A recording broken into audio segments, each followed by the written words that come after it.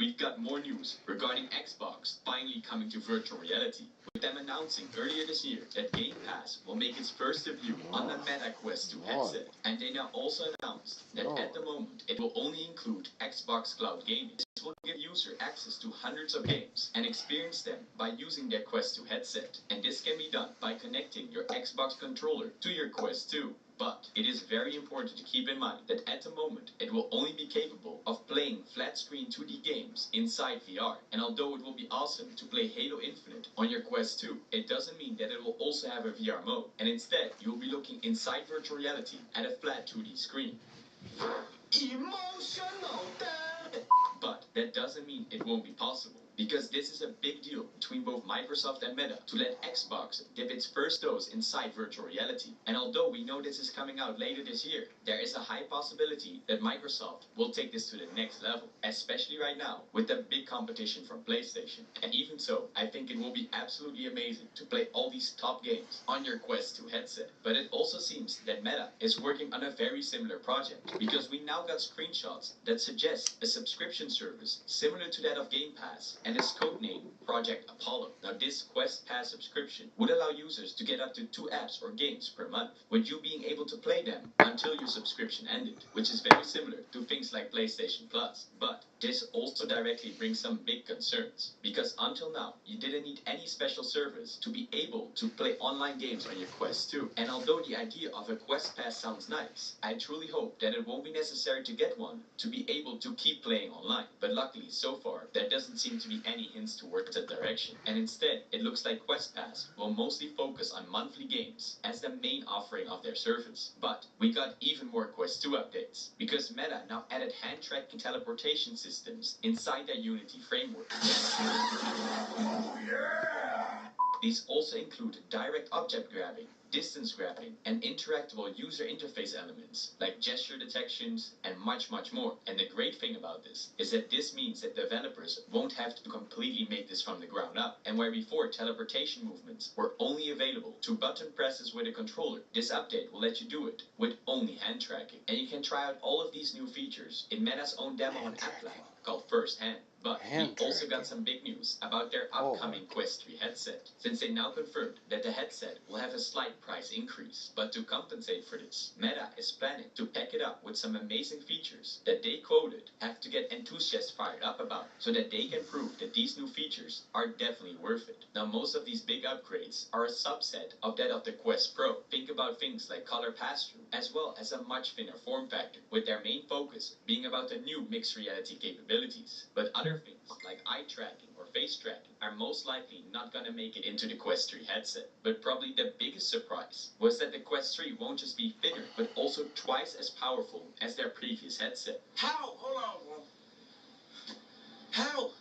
Now this will be thanks to the upgrade in the XR2 chip, because Qualcomm seems to be updating these every 3 years. So that means that the Quest 3 will rock a huge power increase compared to even that of the Quest Pro. That means that Meta will also be capable of taking all its overall features and boost it up to the next level. However, this came with the question if Meta would still be selling the original Quest 2 once the Quest 3 finally releases. And luckily, Andrew Buzzword, who is one of the big bosses at Meta, answered it by the following. By the way, the Quest 2 will continue to be in market for a good while longer as well, and more on that later. This means that Quest 2 users don't have to worry yet that their headset will be completely redundant once this new one comes out later this year. But it does seem that Meta was canceling some other big plans, with reports now saying that they canceled their VR headset that was supposed to launch in 2024. And just like we saw with the original Quest, the follow-up, known as the Quest 2, came only a year after the original launch, which also made a lot of VR users mad. So Meta changed up their game plan, with them now launching a main Quest headset every 3 years. And this is also why most likely these reports suggest that the headset of 2024 completely got scrapped. But that doesn't mean we won't see any major product releases next year, because although on the VR side we will have both the Quest 2 and 3, as well as the higher-end Quest Pro, it is the augmented reality side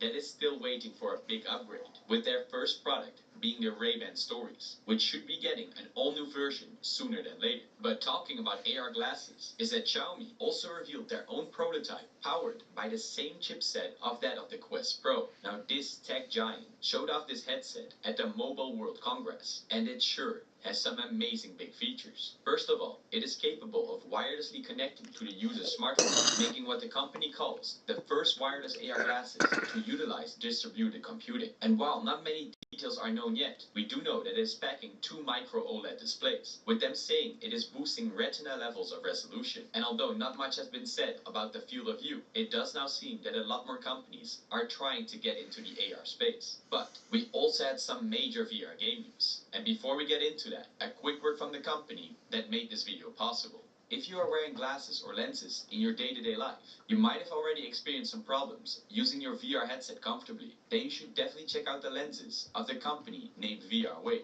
Because with it, you can get your own eye prescription and directly insert them into your VR headset, so that you can see every detail possible inside your VR experience. And they have lenses for every single headset possible, from the Quest headsets to the new PlayStation VR 2. And you can use the code FRELITY for a 5% discount on all your purchases. Now if you're interested, I'll leave a link for you guys in the description below. And with that said, let's get right back into it. And that gets us to the VR game news. Echo VR fans flew an actual plane past Zuckerberg to try and keep the game alive. Oh, hi Mark. Now the group who made this insane feat happen called themselves Fight for Echo, and they put an ad above Meta's headquarters for the forthcoming closure for the free-to-play game known as Echo VR. Even with all their big efforts, Andrew Buzzword confirmed he saw the message, but he still stood by the decision to close the game service. But in other game news is the amazing Synapse, which is an upcoming telekinetic shooter on PlayStation VR 2. Now you might have already seen some gameplay footage of this gorgeous looking game, which is made by the studio Endreams behind Fract and Phantom Covered Ops, and until now looks like it is an exclusive to the PlayStation VR 2, even including the special features like the haptic feedback in the headset, as well as the eye tracking capabilities, which should improve the immersion inside the game. And in it, you will be able to launch, levitate, and smash your enemies through destructible environments. Although there is no official launch day yet, it is announced to arrive later this year. And for those who are using big screen, your avatar will now soon have arms, hands, and also eye tracking in the near future. This is a big update coming later this year, and the difference between the avatars is almost night and day. Now, Big Screen is a social VR app which is designed around co-watching video content. And despite these big updates, Big Screen still claims that these new avatars will significantly better optimize than the old ones, so that more of them can actually be rendered in the same space without causing problems for your performance, making them especially useful for headsets like the Quest 2. But we had some other major Quest 2 news, so make sure you don't miss it by checking out the videos you see on screen right now. And of course, stay awesome.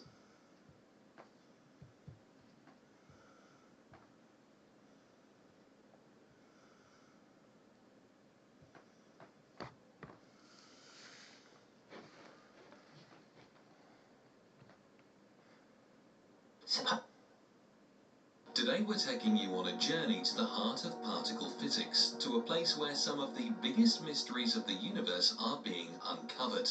That's right, we're talking about none other than CERN. But did you know that the FBI just shut down CERN after finding something terrifying happening there? Let's start by establishing what CERN What are you crying about? is. CERN is Getting like sick the again? Willy Wonka's chocolate factory of the physics worlds. Situated in Geneva, Switzerland, it's the birthplace of some of the most mind-blowing discoveries and advancements in our understanding of the universe. Think about it. At CERN, they've got the largest particle accelerator on the planet, the Large Hadron Collider, LHC, which smashes particles together at nearly the speed of light. This allows scientists to peek into the building blocks of matter and the forces that hold our universe together. And the crown jewel of CERN, the discovery of the Higgs boson particle in 2012, confirmed the existence of the so-called God particle. The particle helps explain why some particles have mass and why others don't. In short, CERN is a place where imagination meets experimentation, where scientists can ask big questions and try to find answers using the power of science and technology. But before we get into what exactly happened at CERN, we need to discuss both of its creations, the Large Hadron Collider and the Higgs boson particle. The Large Hadron Collider, LHC, is the world's largest and most powerful particle accelerator located at CERN, the European Organization for Nuclear Research in Geneva, Switzerland. The LHC is a circular tunnel that measures 27 kilometers in circumference, where particles are accelerated to nearly the speed of light and then smashed together to study their behavior and interactions. The LHC uses superconducting magnets to accelerate two beams of protons in opposite directions around the circular tunnel. The beams are then made to collide at 4 different points along the accelerator, creating high-energy particle collisions. Scientists then use detectors, such as the CMS and Atlas detectors, to study the resulting interactions and gather data on the properties of particles and the forces that govern them. The LHC is capable of producing unique conditions that allow scientists to study some of the most fundamental questions in physics, such as the nature of dark matter and dark energy, the origin of mass, and the search for new particles beyond the ones already known. The LHC has made several groundbreaking discoveries since it started operating in 2010, including the discovery of the Higgs boson particle. Now, the Higgs boson is a subatomic particle that was discovered in 2012 by scientists at the Large Hadron Collider, CERN. The discovery of the Higgs boson was a major milestone in the field of physics and has been called the missing piece in our understanding of the universe. The Higgs boson is named after physicist Peter Higgs, who first proposed its existence in 1964. According to the Higgs field theory, the Higgs boson is responsible for giving particles mass. It's believed that the Higgs field is a field of energy that permeates all of space, and when particles pass through it, they acquire mass. The Higgs boson is thought to be a mediator of the Higgs field, acting as a bridge between the field and the particles it interacts with. The discovery of the Higgs boson provides experimental validation for the Higgs field theory and helps explain why some particles have mass and others don't. The Higgs boson also has important implications for our understanding of the universe, including the formation of stars and galaxies, the stability of atoms, and the presence of dark matter. It is a crucial particle in our understanding of the universe and the fundamental forces that govern it. The discovery of the Higgs boson was a major triumph for scientists and has opened up new avenues for research and discovery. But with great power comes great skepticism. At present, concerns about the end of the world are increasing again as the Large Hadron Collider begins a new phase of experiments that will involve it creating collisions at previously unseen energy levels. This time, people are not just worried about the creation of black holes. They are anticipating the formation of portals to hell, demonic doors and gateways to the multiverse. If the conspiracy theories are accurate, this is what we can expect starting from July 5th, when the experiments commence. Here we have gathered all the information you need to know about these theories and what is really taking place 175 meters below the border between France and Switzerland. Previously, there have been attempts, which failed, to sue CERN for posing a risk to public safety, indicating an underlying concern about the potential consequences of using such advanced technology. There are two main concerns related to the use of the Large Hadron Collider: the creation of black holes and strange matter. The first fear is fairly straightforward. It's clear that one of the objectives of the LHC is to simulate miniature black holes that hold clues about the Big Bang. To the untrained ear, this certainly sounds like a questionable idea. A black hole is a region in space where the gravitational pull is so strong that nothing, not even light, can escape it. The dangers of a black hole stem from its immense gravitational force, which can pull in everything in its vicinity, including stars, planets, and other celestial bodies. The intense gravitational pull... So when this conflict started, we already had in place a gigantic machine where the CIA is working with the Ukrainians to spin this data. And the one thing about spinmeisters is they have to know what their objective is, which means they have to know what reality is. So the CIA knows exactly what the truth is on the ground. Their job is now to shape perception. Everyone is talking about ChatGPT and AI. ChatGPT. A new artificial intelligence. There are various types of gangs operating in Ireland at the moment and all our neighbours. Florida. Have you ever wondered? My name's Penny Whitbrow, and in 2015,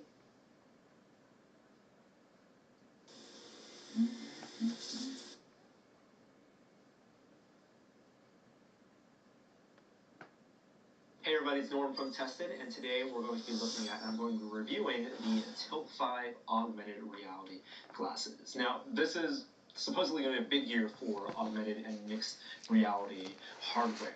We've been covering this technology from VR to AR to MR for the past 10 years or so, and expect to see a few devices this year, whether from Apple or from Meta, that promise to be the first steps in this all-in-one wearable device that can potentially down the line be a replacement for your smartphones. It superimposes holograms or projected images and combines them, whether through a pass-through camera system or with some optics, with what you see in the real world, so that you have overlaid digital imagery with information from the real world.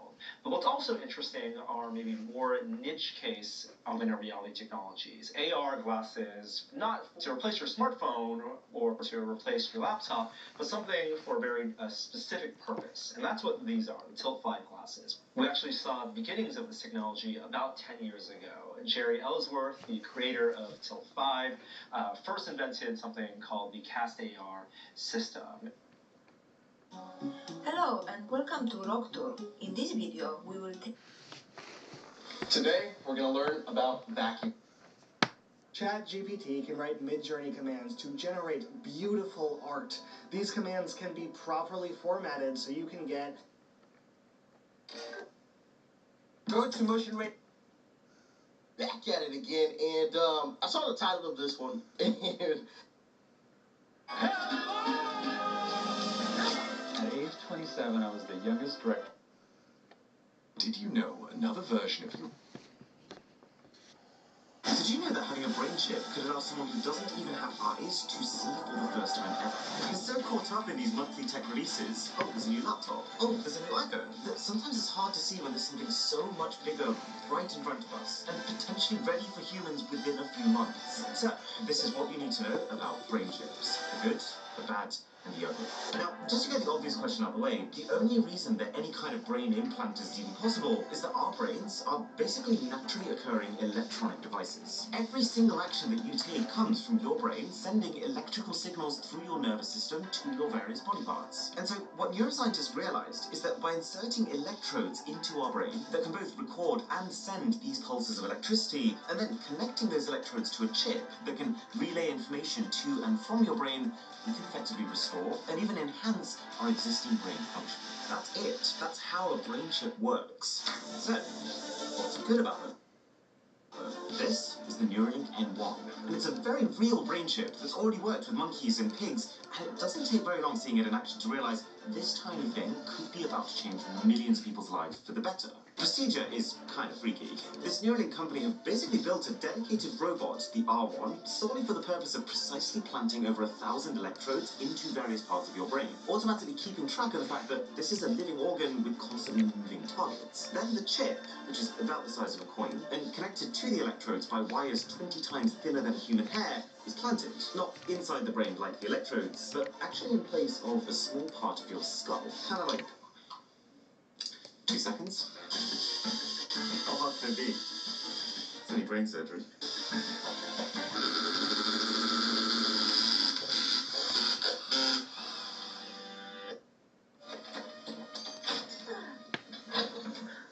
I'm busy. I'll be quick.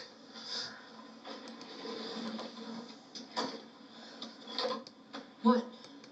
Your friend. What friend? The one who buys your secret friend. How fast can you reach him? What happened to you? I fell. On what? A jealous husband? I have something to sell. Don't we all? How soon could it be here? Planning to reach out at the end of the month? No, this would have to be now.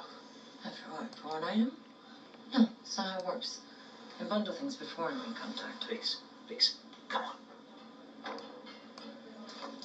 There's a TAC Corvette coming in this week. looking for scrap. I'm told there's a rack of Imperial targeting units someone might forget to strip out.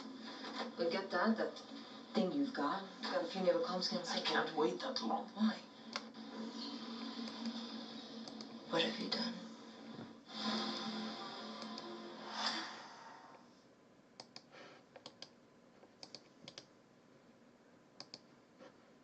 Go to motionray.com to add this to your video, and that, and that. Fire, smoke, 2D. Get it on Motion Array. Create this in just one click. Motionray.com. Endless sound effects. Motion Array. We need the best music for this video. Get it on Motionray. Motion Array now to get everything you need to create stunning videos.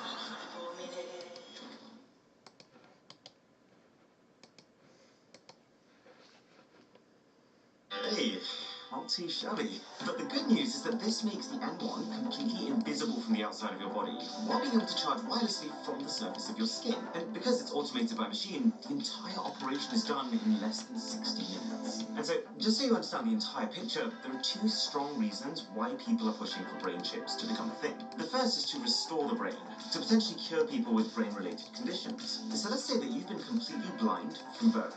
Your brain works, but your eyes, or your optic nerves, don't. What the N1 chip allows you to do is to, I'm not even exaggerating here, stick a camera onto your head, link that camera feed to your smartphone, which translates the video data into brain language. The phone sends that data to the chip in your skull, which via electrodes planted directly into your brain's visual cortex can then send electrical impulses to bypass the eyes and translate that camera feed directly into your brain. And while first-gen Neuralink chips use 1024 electrodes, which could simulate an image roughly equivalent to this, there is already talk of a next-gen N2 chip with closer to 16,000 electrodes, which could produce something way closer to fully working vision. And when you think about it, this same concept could work for basically anything related to the brain or your nervous system in general. Like, Neuralink has already tried rigging a pig's spinal cord with electrodes, and it has legitimately allowed them to send a trigger from her brain and stimulate the movement of her limbs through it, which is basically them showing us we can restore the connection between your brain and your limbs, or we can cure full body paralysis. And then, the second key perk of a brain chip is what comes after. Once you've figured out how to fix brain conditions, you're also 90% of the way to learning how to take the brain even further. Brain enhancement. For example, there's no reason why you couldn't use the same tech that allows a blind person to see to give the people who can already see fine even more clarity, or extra context on everything they look at, or who knows, the ability to zoom with their eyes. Like, no joke, you can just watch a movie with no screen, no fancy glasses or contact lenses, just within your brain. In fact, pretty much any smart device that you currently own, your phone, your smartwatch, your earphones, their functionality can all be replicated to a whole new level by just being able to directly stimulate the parts of your brain that your organs would have previously been doing indirectly. It could even mean being able to take and store pictures in your literal internal storage, giving yourself a 100% photographic memory, having full control over your mood, as opposed to it being some external factor, or being able to contact someone and have an entire conversation within your head. Remember, language is just a learned skill, because when it started, I guess it was better than pointing at things and grunting. But you can see how this could be the next frontier for human communication. I know how this all sounds. It sounds like sci-fi, and it's taking me time to digest this too, but you and I are actually living in a world right now where there is a monkey with a brain chip who is using it to telepathically play video games. Or in another demo, could type with his mind to ask for a snack and then select which snack he wanted. And this is where it gets really crazy. Elon Musk, who is also the one who founded this Neuralink company, has even publicly hypothesized that these chips that they're starting to build now may one day be able to digitally resurrect its user after death. Regularly taking digital snapshots of your brain, which is basically like a backup, that can be uploaded to a database after you die and just restored into a new body. Now, I know, this tech is really scary, our lives are just fine, why don't we just leave people alone? But what Elon is really worried about is not society now, but society in 10 to 20 years' time. He's looking at the pace of progression of artificial intelligence and saying that this is the biggest threat to the human race. Where AI is going gives us basically two options. We're either going to need to keep up with it by merging with technology, or to become obsolete. But I'm planning a separate video all about AI, so if you want to see that, then sub to the channel would be brainy. So that's the ideal future that Neuralink is striving for. But before the truly ugly, let's take a second to talk about the present reality, though still pretty bad. Because while the M1 chip itself is an impressive improvement on pre-existing medical technology, as it currently stands, that is all it is. More electrodes allowing for more effective treatment for issues like seizures is undeniably a good thing, but it's also pretty easy to argue that with all the media attention Neuralink have been getting, because it's Elon Musk, because the vision is just so ambitious, that its current state is being overhyped by people who just hadn't already heard that the technology exists. In some cases, other companies have already managed what Neuralink is saying that they will one day be able to do. Like in 2021, neuroscientists at the University of California came across a real human patient who'd had a severe stroke that paralyzed his entire body, including the brain's connections to his vocal cords, so he couldn't speak. So they had a brainwave. By inserting electrodes into the nerves that would have normally gone to his vocal cords, they could intercept them and figure out what sounds he wanted his vocal cords to make, and instead send that output to a computer that could say those things on his behalf.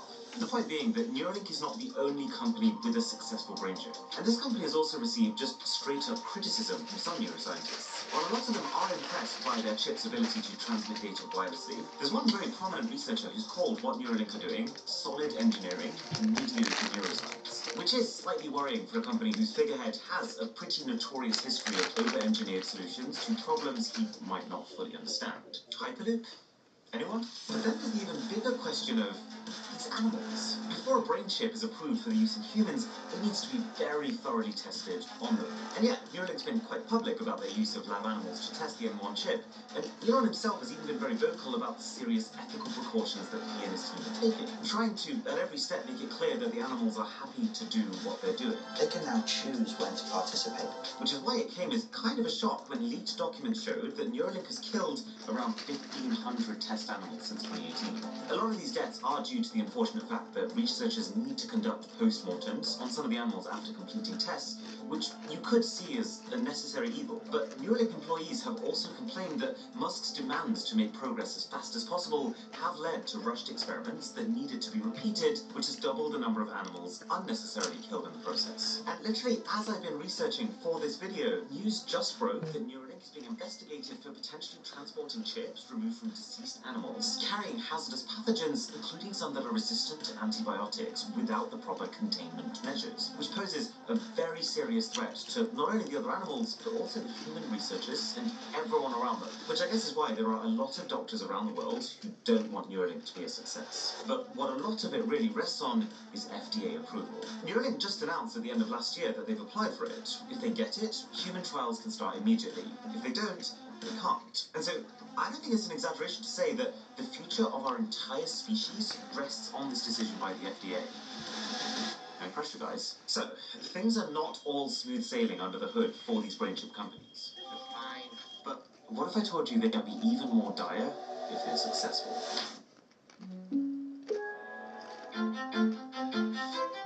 Helping our environment isn't about doing one big thing. It's about doing a lot of little things that add up.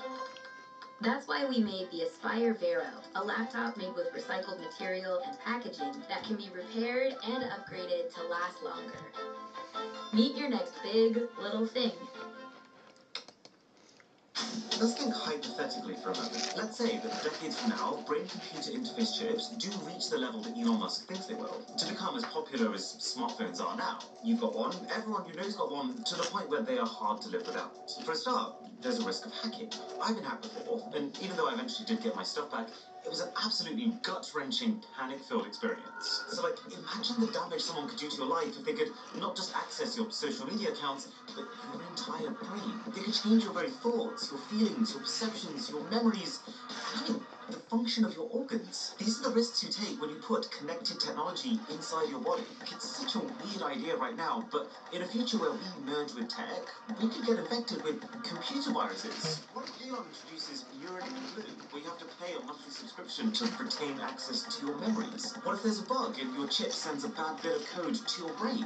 What if the company tries to encourage you to upgrade chips by slowing down your existing one, but your legs just start lagging? I mean, Musk specifically talked about how the M1 M1 chip can be seen a bit like the iPhone 1, and that it will be really quick to swap out and upgrade to the latest one if you wanted to get more functionality. So let's be very clear, they are definitely seeing this whole continuous bioenhancement concept as a way to keep making money. Do you want that kind of company hooked up to your mind?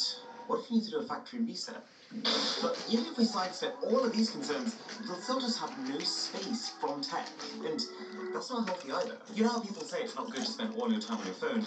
This would be like your phone being with you every single hour of the day, awake or asleep, with zero barrier. You could be consuming content every second, communicating at all times. You could revisit every single memory that you've ever had. It's a level of capability that I don't think humans were meant to have or will be able to deal with. And then there's the more insidious privacy concerns, like advertising. Elon's been very clear that Neuralink will not make money via adverts. I mean, you have really no escape. We cannot do that. But imagine if a company like Xiaomi, who've been known to release unbelievably cheap, high-spec phones that pay for themselves through adverts in their software, made their own brain chip. I don't know if I could handle seeing a Grammarly ad pop up within my brain as I'm partway through spooning Weetabix into my mouth in the morning. Why did you download Grammarly? And that's without even considering the ethical issue of whether companies could tailor your mental ads by monitoring your thoughts. It would be like the next tier of collecting your browser cookies to estimate what you think. With direct access to your brain, advertisers would always know exactly what you wanted, which is basically the pinnacle of targeted advertising. Like imagine the second you feel hungry, you're presented with the option to order a Happy Meal, and you can select it without even moving a muscle. But then even more importantly, with personal technology this advanced, what happens to people? Surely the more capable these chips become, the more we rely on a machine to determine our actions, and then the less human we are. And there's got to be a line there somewhere after which we don't really have any agency. Like, we're just highly optimized, heartless shells. Okay, so can you just opt out? I don't think so. If these chips truly become capable of multiplying the user's intelligence by orders of magnitude, which it looks like they will based on how fast artificial intelligence itself is progressing right now, it means that if you wanted a good job and good income, you wouldn't really have a choice. You'd have to get a chip too to keep up with the rest of our species' mental capabilities. And then if you can't, which is also not unreasonable given how expensive one of these might be, are you just a second-class citizen? Elon said that they're trying to make the link as affordable as possible, but what he really means by saying it will be accessible is that, in his own words, the link will pay for itself by giving you a much higher capability to make more money once you've boosted your brain power. Which sounds nice, but you can tell it's the words of a billionaire. We can't simply have every single person on planet Earth telepathically trading NFTs until they've paid off their skull rent. There are thousands of different jobs that are very important to our current world, and not all of them will pay enough to be able to always afford the latest brain chip. So check out 17 more futuristic inventions like Neuralink. That's here. I'll catch you there. $4.22. $4.22. Hi everyone, I'm Li Guixia, the manager of a shoe.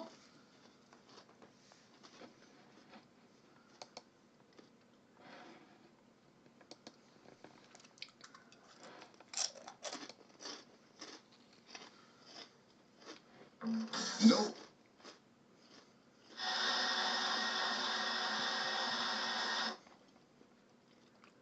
In just a few moments. The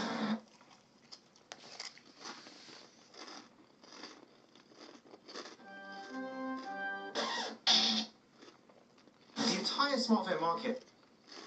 And contributed the most on origins tracing. So here's the statement that sent me on this, down this rabbit hole today. She says, the U.S., however, ignored these science-based conclusions and recommendations and kept pressuring the WHO into repeatedly demanding origins tracing in China. It's quite clear what the U.S. is trying to achieve. While claiming to take origins tracing seriously, the U.S. never invited WHO experts groups into the U.S. for a joint study or shared any early data. Instead, it has turned a blind eye to the world's concerns about U.S. biomilitary bases at Fort Detrick and around the world. And so, you know, I was like, oh, what's that about? Fort Detrick. I hadn't heard of this lab before. I've heard of COVID labs in the U.S. and North Carolina. Those were mentioned in the Fauci hearings. We reported on COVID projects in Boston where those were dated February 2020, so we know they were working on COVID, at least in Boston, before we all went into lockdown. But what is Fort Detrick? Well, I went digging. Here is sort of a comical tweet that was surfaced to me from our friend of the show, Garland Nixon. He says, breaking news, now CDC insiders consider that the agency is about to release a document saying that theory that COVID came from a Chinese lab is now perfectly acceptable, whereas once we weren't allowed to say that. However, any assertions that contain the word Fort Detrick will be considered QAnon conspiracy insanity. Okay, so we've all been warned. If you go down this rabbit hole, you're going to be called names. We're going to go together. Let's go. So, there are biolabs in Maryland, and they have been subject to, the question, are there biolabs in Maryland, and have they been subjected to COVID origin investigations? Those are the questions we should be asking. So there are, in fact, biolabs in Maryland, and it turns out that the Fort Detrick lab did have a lab leak in August of 2019. Here's the New York Times headline over it. This is an NIH lab, meaning a Fauci lab. Go ahead. I was going to read it because people who listen to the show won't be able to read it. Deadly germ research is shut down at Army lab over safety concerns, says the New York Times. Dated August 5th, 2019. This is Fort Detrick that was closed down after investigations in June and July, and then remained closed over a very mysterious period of time. Now, this lab, the history of this lab began in the 1950s as Camp Detrick. Wikipedia says that it was designated a permanent installation for peacetime biological research and development shortly after World War II, which I had to lol at. Peacetime biological research, huh? It did, in fact, make biological weapons until President Nixon ended that program and kicked that on over to the Department of Health and Human Services in the 1970s. So I guess biological weapons are considered health and human services? Of course. Okay. The website today has this COVID lab for Fort Detrick. It opened as a COVID lab in April of 2020. Before that, it had been closed for 8 months in the summer of 2019 after the CDC investigated it. Now, here was the at the time, military.com reported on this because it's a military biolab. This article since has been taken down. It only exists on web archive sites. So you see here that there were, in fact, breaches at this lab in the midsummer of 2019. Here is the summary from this article. The two breaches reported by these two agencies demonstrated a failure of the Army laboratory to implement and maintain containment procedures sufficient to contain select agents or toxins that were made by operations in biosafety level 3 and 4 laboratories, according to the report.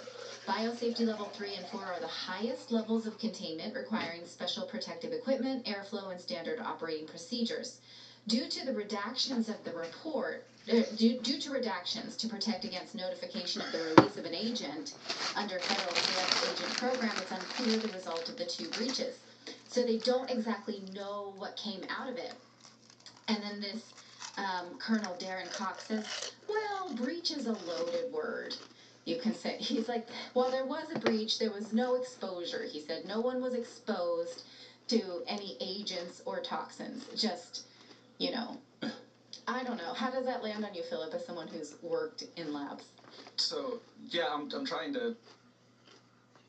None of us believed that we were going to find anything, so when we did start finding solid returns, and when the radar techs and Senior Chief Day and other folks were telling us, no, these look solid, and Senior Chief Day asked the captain if we could send out a sortie of F-18s.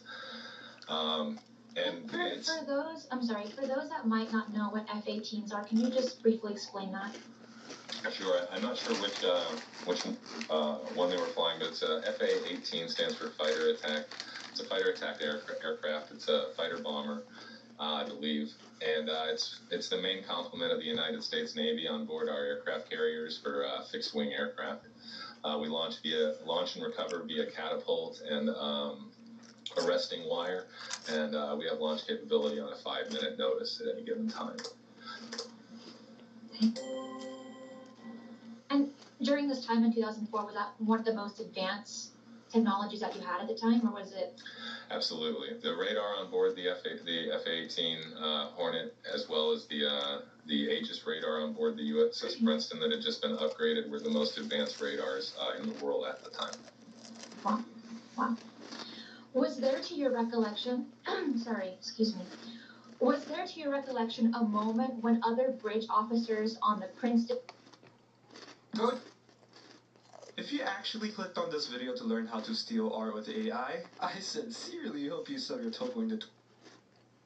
Hey guys, it's Richard watching The Plain Bagel. It's been a crazy week in the world of finance. As you've probably heard by now, we've seen the collapse of not one, but 2 U.S. banks over the span of just a couple of days this past week. It started on Wednesday with Silvergate Capital Corp, which is a crypto-friendly institution whose stock was already down 94% over the past 6 months, announced that it would begin its voluntary liquidation to try and meet its liabilities, which caused the stock to fall roughly another 50% since it's still a publicly traded position. And then on Friday, after seeing its own stock drop 60% on Wednesday alone, and another 66+% in pre-market trading on Thursday before the stock trading was halted, Silicon Valley Bank, a commercial bank that served primarily startups and tech companies in California, was shut down by the FDIC, the Federal Deposit Insurance Corporation. And while the fall of Silverbank is itself problematic, I can't emphasize enough how much bigger of a story SVB is because of just how much bigger of a bank it was. At the end of 2022, Silvergate had $6.3 billion in deposits, compared to Silicon Valley Bank, which had over $170 billion, or 27 times what Silvergate had, and roughly 17 times the amount of customer funds that were misappropriated by FTX. In fact, SVB is the largest bank to collapse since the 2008 financial crisis, and is the second largest bank collapse in U.S. history. So clearly a meaningful story. And what's really crazy here is that this isn't the result of some bad loan. Again, it's voluntary liquidation to try and meet its liabilities, which caused the stock to fall roughly another 50% since it's still a publicly traded position. And then on Friday, after seeing its own stock drop 60% on Wednesday alone, and another 66+% in pre-market trading on Thursday before the stock trading was halted, Silicon Valley Bank, a commercial bank that served primarily startups and tech companies in California, was shut down by the FDIC, the Federal Deposit Insurance Corporation. And while the fall of Silverbank is itself problematic, I can't emphasize enough how much bigger of a story SVB is because of just how much bigger of a bank it was. At the end of 2022, Silvergate had $6.3 billion in deposits, compared to Silicon Valley Bank, which had over $170 billion, or 27 times what Silvergate had, and roughly 17 times the amount of customer funds that were misappropriated by FTX. In fact, SVB is the largest bank to collapse since the 2008 financial crisis, and is the second largest bank collapse in U.S. history. So clearly a meaningful story. And what's really crazy here is that this isn't the result of some bad loans or a stupid investment in a cryptocurrency project that went sour. It all seems to be because of a bank run, where customers withdraw more money than the bank has on hand since it uses customer deposits to lend out loans and can't immediately recall that money. Something that many consider to be an old problem and that we haven't really seen to this scale since, again, the 2008 financial crisis. Now, as with any story that involves the collapse of a company, bank, or otherwise, I do want to provide a more well-rounded perspective on the situation. There's a lot of people ringing the alarms and warning that this is the next big financial crisis. I think there's a lot of nuance to the situation that's worth highlighting. Things could evolve very quickly, and obviously this is a developing story. But it is very, very incredibly early to make such a drastic call like that. But there are problems here that are worth addressing, and I want to focus primarily on SVB since it is a much larger bank, and Patrick Boyle recently put out a video explaining the Silvergate situation in more detail than I'll likely go in with this video, so highly recommend that one. I'll leave a link in the description if you want to learn more about that situation. But the two cover the same problem. The two stories are both kind of about the same thing. to an extent. So you kind of may as well explain the Silvergate situation to explain what happened with SVB. So I'll be summarizing that situation and then focusing on what the ramifications of SVB is for the economy. So Silvergate, as you might have heard by now, is an otherwise conventional financial institution that helped provide services for crypto companies, cryptocurrency exchanges, and services. A lot of their clients were cryptocurrency focused, which was a really good niche for them prior to 2022. But with the collapse of FTX and all the fraud that's surrounding the situation with Sam Bankman-Fried, it's led to a run on cryptocurrency exchanges, which has translated into a run on this financial institution's assets. And in the last 3 months of 2022 alone, Silvergate customers withdrew $8 billion of their crypto-linked deposits, which represented roughly 2/3 of the cryptocurrency deposits. And because this bank didn't have the full $8 billion on hand, they had to sell $5.2 billion worth of their assets to meet this demand, which translated into a loss of $718 million. And to put how much money they lost into perspective, if you took all the money that the bank made in profits from 2016 up to the third quarter of 2022, it wouldn't even cover a quarter of the money lost in Q4 of 2022 alone. So, yeah, they lost a lot of money. As for why this loss was so big, as you might know, banks hold a lot of their money in treasury bonds, including customer deposits, which is seen as a relatively safe and liquid investment. It doesn't earn you a crazy return, but, there's confidence in the U.S. government, and it's very easy to sell to get your money back out of these instruments. But the problem is that a lot of these bonds were acquired when interest rates were near rock bottom over the past decade, when the federal funds rate was near zero. And as you might be aware, a fundamental relationship in bonds is that their price is inversely related to interest rates. So when interest rates were low, these bonds were purchased up here, and now that rates have had their very aggressive move higher, prices for these bonds NASA, mankind is about to discover extraterrestrial life.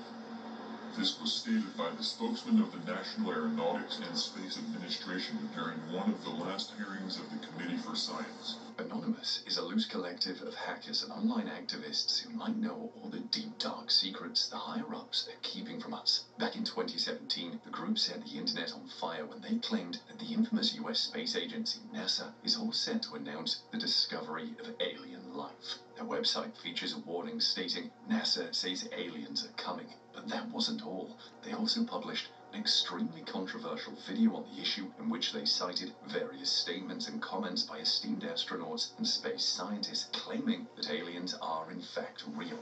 Apparently they've been visiting us and trying to contact humanity for a while now. They also mentioned a few sightings of extraterrestrial objects and creatures that are also proof that something incredible is going on in the skies above. Here are the top 10 signs of alien life leaked by Anonymous. Number 1, quote from Brian O'Leary.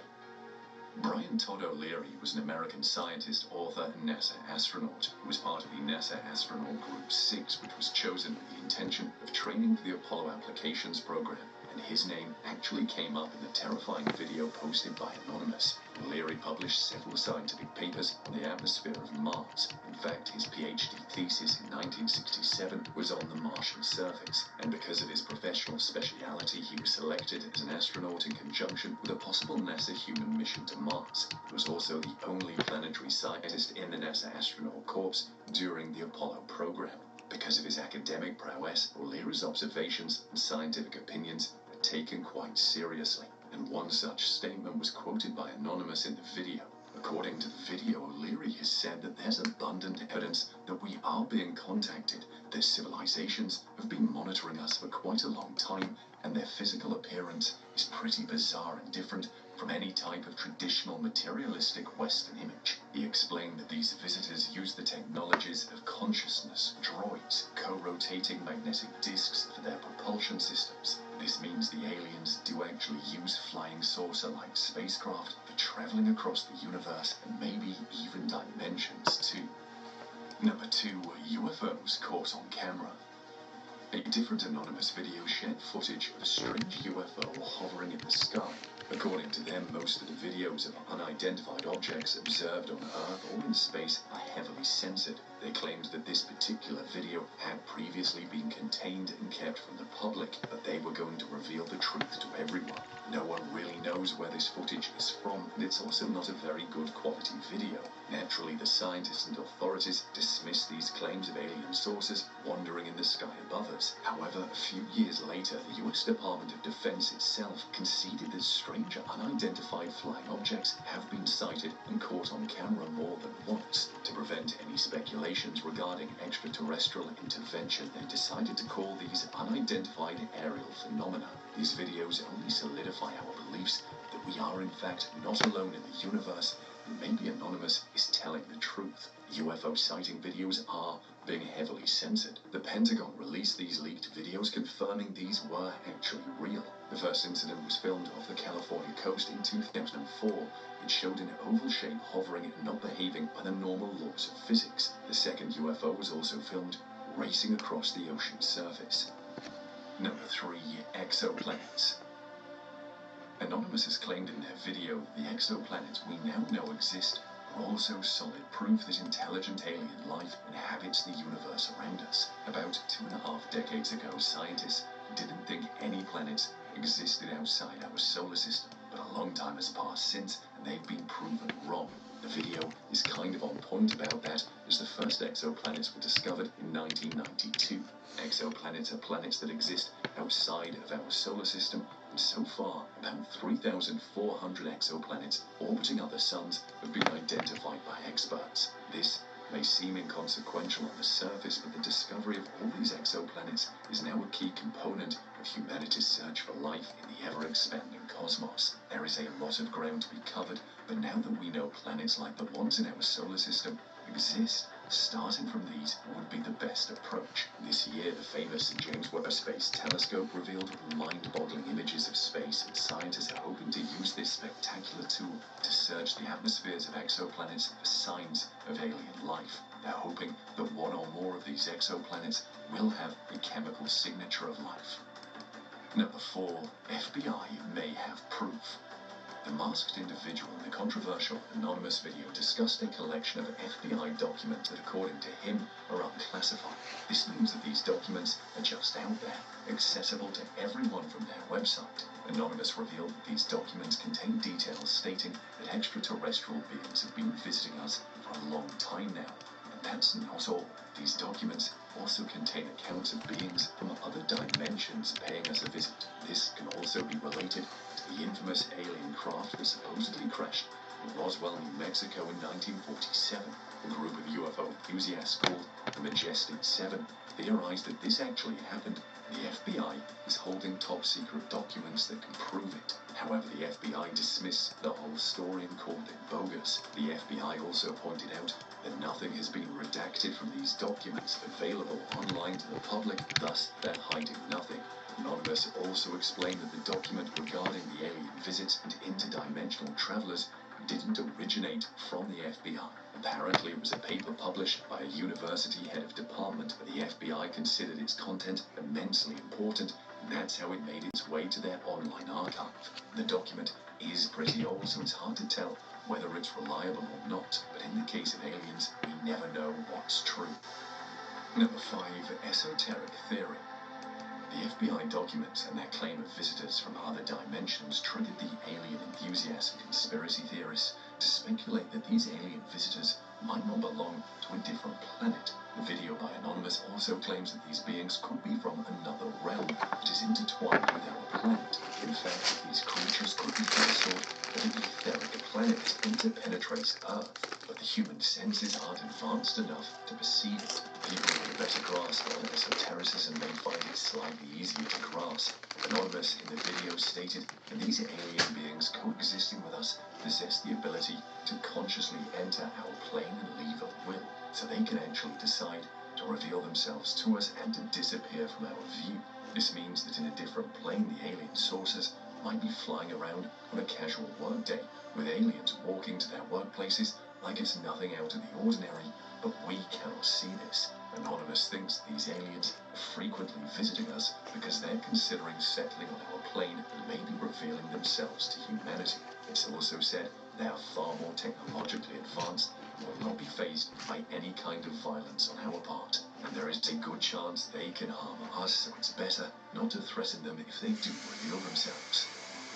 Number 6, TRAPPIST-1. Another one of the subjects Anonymous briefly touched in the video is the nearby dwarf star called TRAPPIST-1. It is an ultra-cool red star from the Aquarius constellation, and it has a planetary system much like ours. So far, there are 7 known planets in this system. TRAPPIST-1's mass is about 9% of the Sun's. Its radius is slightly larger than Jupiter. The dwarf star has a surface temperature of around 2,293 degrees Celsius. It's also 40.7 light years from the Sun and is approximately 7.6 billion years old. The planets in this system resemble Earth. Further research of this unique solar system reveals that some of the planets orbiting TRAPPIST-1 might even have more water than Earth. On the planets closer to the star, most of this water exists in the form of vapors, and like Earth, the ones in the middle have liquid water, while the farthest ones contain it in the form of ice. An anonymous video argued that there's an entire alien civilization living in some, if not all, of the planets in TRAPPIST-1's planetary system. While this is a long shot, the abundance of water could mean microbial life forms might be thriving out there. Number 7, Perseverance rover. Further in the video, Anonymous revealed that scientists know that Mars probably has remains and signs of an ancient life-friendly environment. Microorganisms most likely did inhabit the red planet at some point in history. Well, they weren't wrong. After all, the Mars 2020 rover missions, forming part of NASA's Mars expedition program, are out there digging the dusty Martian terrain to find signs of previous life. The mission includes a small robotic coaxial helicopter called Ingenuity and a rover named Perseverance. It was launched from Earth on 30th of July 2020 and successfully landed on Mars on 18th of February 2021. Since then, Perseverance has sent back some mind-blowing high-definition pictures of Mars, but the main objective of this mission is to dig around the planet and search for signs of life. It will collect rock and soil samples, so that if it returns to Earth, scientists can study and analyze the geological features of the red planet. Anonymous argued that scientists know that in the past, the radiation in the atmosphere of Mars wasn't in real life as it is now, so the environment may have been a great host for life at some point. Number 8, Europa. Europa is also called Jupiter 2, as it is the smallest of the 4 Galilean moons orbiting the largest planet in our solar system. It is the 6th largest moon in our solar system and was discovered by Galileo Galilei in 1610. While there are no signs of life in Europa so far, it has emerged as one of the most likely locations in our solar system for potential habitability. There's a chance life could exist in its under-ice ocean, especially in environments similar to Earth's deep ocean hydrothermal vents. In fact, even if the planet lacks hydrothermal activity, NASA studies suggest that Earth-like levels of hydrogen and oxygen could be produced through a process related to serpentinization and ice-derived oxidants without directly involving volcanism. The interest in moons skyrocketed when the Galilei Jupiter probe of NASA found an unusually warm spot on its icy surface in the 1990s, and 2 plumes of vapors subsequently detected in the last decade have prompted the Europa Clipper mission, in which an orbiter will fly through these plumes to help us figure out what they're made of.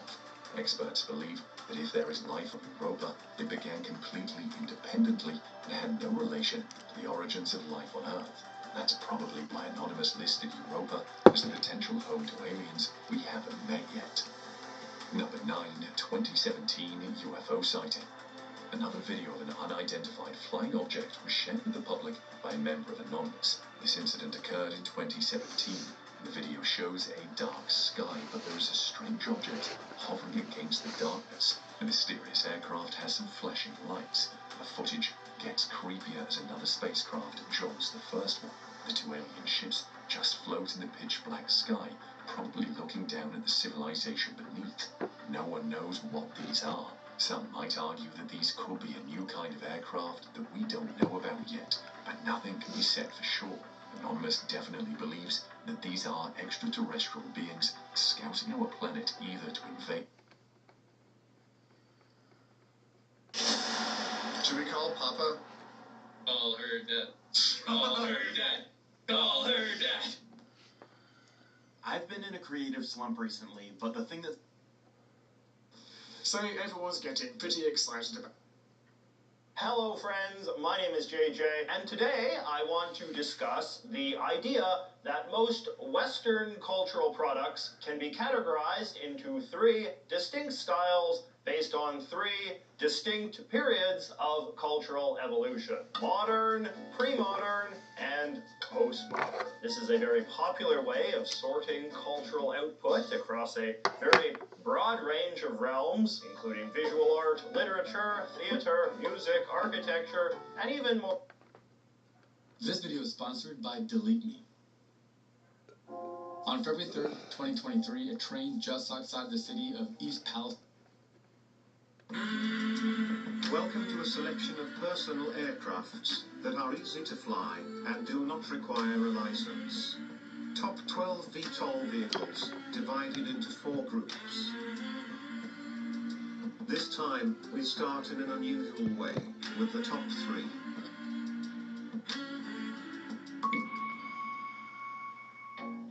In 3rd place is a flying chair Jet Racer from the French company Zapata, creators of jet platforms.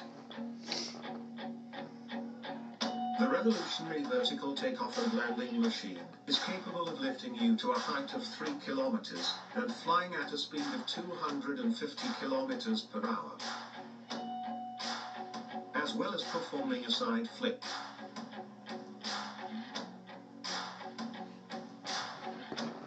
At the same time, managing the flying seat is no more difficult than a drone. One joystick is responsible for horizontal movement, the other for vertical. The training process on the simulator can take less than an hour. Jet Racer has multi-level redundant safety systems and steering assistance, or may even be controlled remotely. It is able to fly in strong winds and without 2 turbines. Zapata says nothing about the parachute and the duration of the flight. We can assume the same performance as other jet platforms, around 10 minutes. Among the other disadvantages of this aircraft is a huge noise level.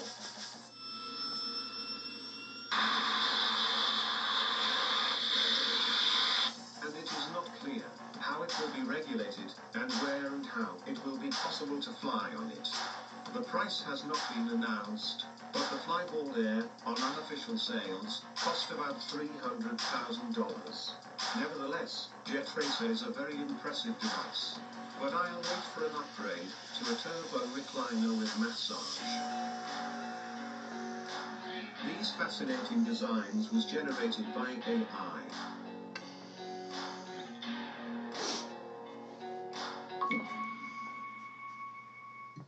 The Jetson 1 is the top seller in the emerging market of personal electric VTOL aircrafts. With a simple design, ease of maintenance, it offers the ultimate flying experience at an affordable price of $98,000. With a weight of 86 kilograms and maximum speed of 100 kilometers per hour, Jetson 1 falls into the ultralight category, allowing for unlicensed operation in most countries.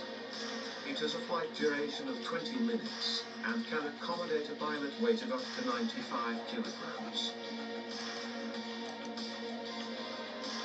Waiting list for over a year and a production capacity of 200 chassis per year. The company was founded in 2017 by 2 enthusiasts who made their first manned flight in half a year.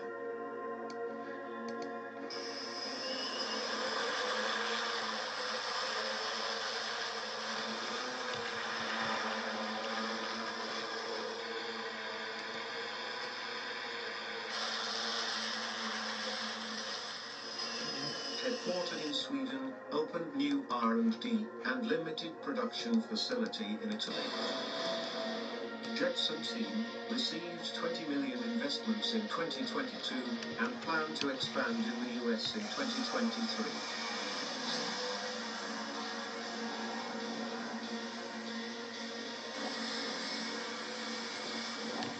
Jetson 1 offers the convenience of a 5-minute flight training and is equipped with multiple safety systems, including a ballistic parachute.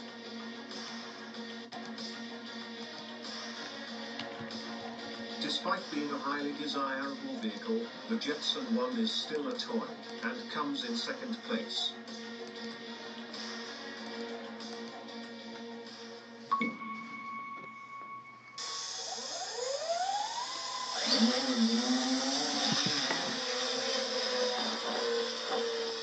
Blackfly, the most practical and efficient personal flying vehicle for now.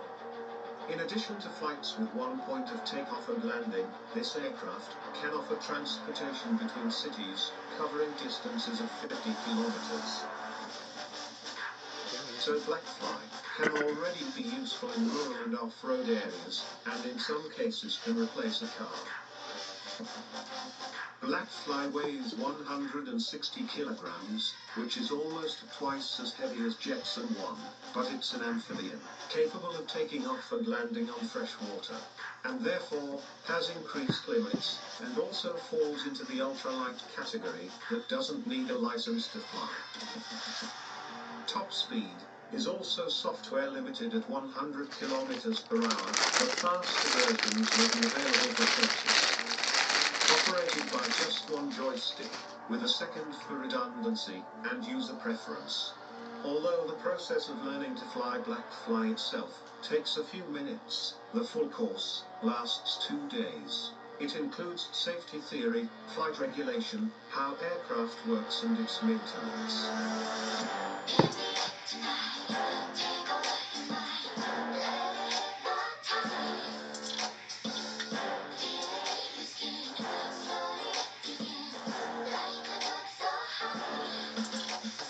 There are numerous systems responsible for safety.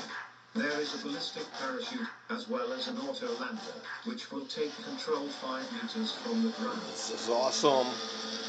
This is fucking awesome. Marcus Leng, founder of OpenAir, developed concept for the vehicle back in 2009.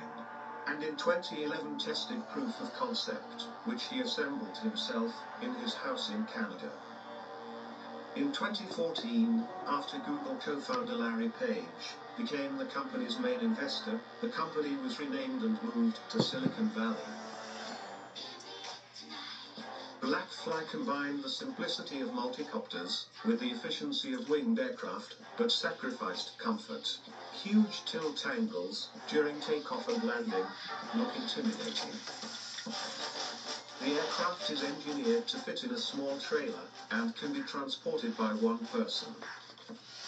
The design is constantly being improved and has changed for several generations, but it still lacks of aesthetic and visibility. Perhaps in the future, we will see more elegant lines and transparent panels, like on the McLaren Senna doors. Now OpenAir is actively setting up mass production. But the company has not yet announced the price. It only says that it will be in the region of a full-size SUV, and potentially more affordable than Jetson 1. Write in the comments, what is your choice?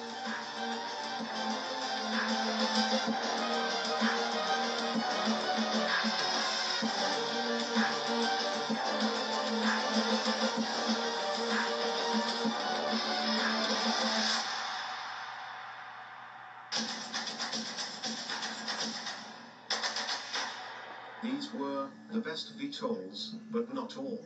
So we continue briefly and in groups. The Truman... You don't have a shield. Yeah, I don't have a shield. Where is it?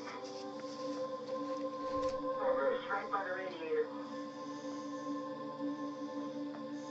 maybe a half a foot a second, and or it looks like straight paint from the radiator angle. We copy, we see it. While on a 6.5-hour spacewalk on the International Space Station in 2017, astronauts Peggy Whitson and Shane Kimbrough experienced a bit of clumsiness that would pose no problems on Earth, but can cause some major headaches in space. They dropped a piece of debris shield that was part of the docking port, a fabric covering that weighed 8 kilograms and measured 162 centimeters by 59 centimeters, about the size of a car door. And that debris shield had an important role to play. It was supposed to cover a docking port on the ship, protecting it from extreme temperature changes and orbital debris, something the ISS could not do without. The shield was a Whipple shield that uses the hypervelocity of space debris to its advantage, using thin layers of shield to obliterate the debris into tiny fragments that the inner shield can withstand as the energy of the debris is spread out over a larger distance. Back on Earth, the mission control team got to work. Thanks to the fact that they had replicas of everything in space, every nut and bolt, and every piece of fabric, Mission Control found a way for Whitson and Kimbrough to use wire ties and a different piece of cloth as a substitute for the lost Whipple shield, until a replacement could be sent up on another rocket. Having dealt with the problem, there was one more thing to worry about: whether that lost piece of shield would come slamming back into the space station. The shield was monitored closely for 2 orbits before it was determined that there was no risk it would hit the ISS. Kimbrough and Whitson could breathe a sigh of relief, and Whitson could properly celebrate having completed the most spacewalks of any woman. But just how common is it for astronauts to lose grip on tools and other objects while in the microgravity of space? How costly are these brief bouts of butterfingers on the ISS? And what happens if the newly made space debris is on a collision course with the station or another satellite? These are all scenarios NASA and the astronauts themselves have to prepare for. Like anything else, sometimes accidents happen. The lost shield wasn't the first time astronauts have lost something in the swirl of space while conducting an extravehicular activity or spacewalk. In 2006, astronaut Piers Seller dropped a spatula while doing work on the space station, and apparently had a lot of spatulas waiting for him in his office when he came back to Earth after the mission.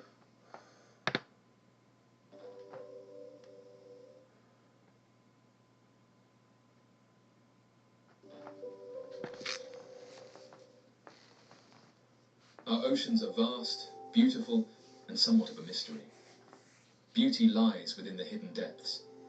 Even now we lack knowledge about the truths of our oceans and what truly lurks within them.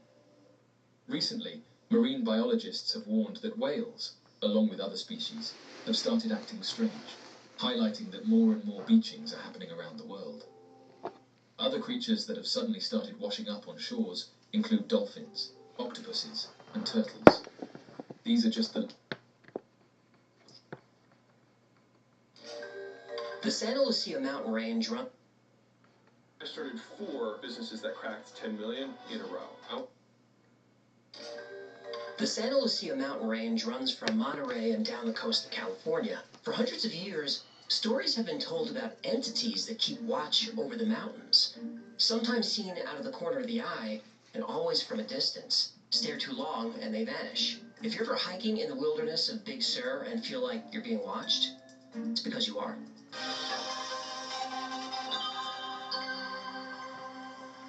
Nobody knows how long the Dark Watchers have been guarding the Santa Lucias, but stories go back to the Spanish settlers in the early 18th century.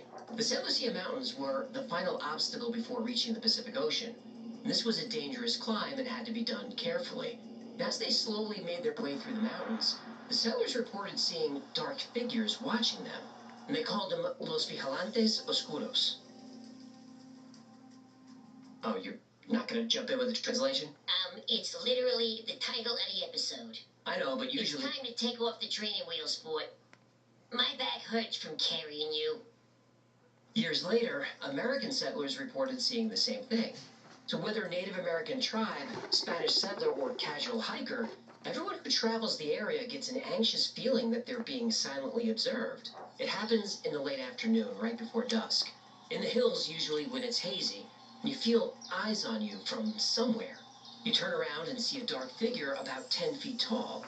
It has long, thin legs and arms. You can't see its face, except for maybe dimly glowing eyes. Some have described them as wearing wide-brimmed hats and cloaks. And just as your eyes adjust and your brain starts to make sense of what you're seeing, the figure vanishes.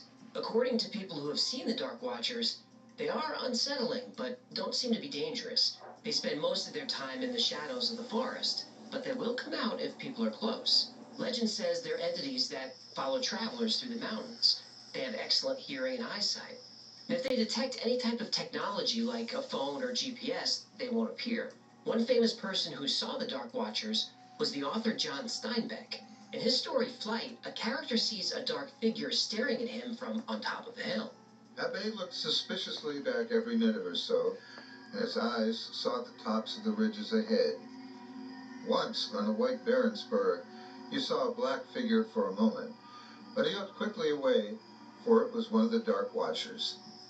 No one knew who the Watchers were, nor where they lived, but it was better to ignore them and never to show interest in them.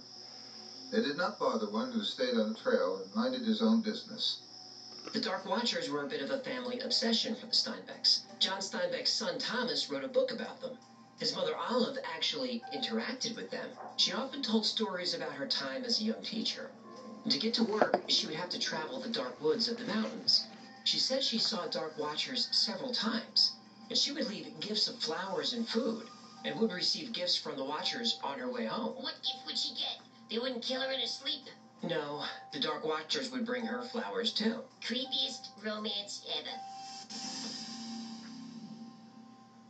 There have been sightings of Dark Watchers recently, and what's spooky is the descriptions are all very similar. I'll link you to a page where you can read a bunch of them, but here are a few of my favorites. One day I was hiking the mountains where I lived near Blythe, California. As I went further on the trail, I felt like I was being watched. The hair on my arms stood up. I turned around, worried it was a mountain lion. At the top of the mountain, I saw a hooded human figure. I couldn't see its face. The hood and cloak looked tattered and ripped. It made no sound. I turned around and went back the way I came. I never went back to that area of the mountain range again. Dan, Phoenix, Arizona. One day a friend and I were coming back from Los Angeles. We passed the San Luis Obispo Reservoir and saw something at the end of the mountain. It was a really big human figure, but it wasn't. It had a black cape like the Grim Reaper and holding a staff. It was in the daytime, so I knew it wasn't a person. These Dark Watchers are real. Elizabeth, San Mateo, California. So what are the Dark Watchers? Well, nobody knows for sure, but there are a couple of theories.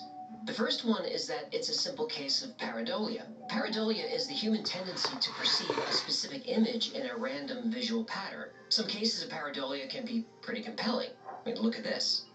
Well, now that won't haunt me in my dreams. Or the bacon murder clown. Yeah, you got any funny ones? These are awful. A pigeon poops a self-portrait. That's more like it.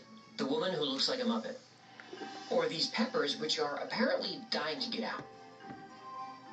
Once your brain makes the connection between that random image and a real-life object, you can't not see it. The Dark Watchers could be long shadows caused by trees that, because of pareidolia, people perceive as tall figures. Maybe this is the reason they're only seen at dawn or dusk.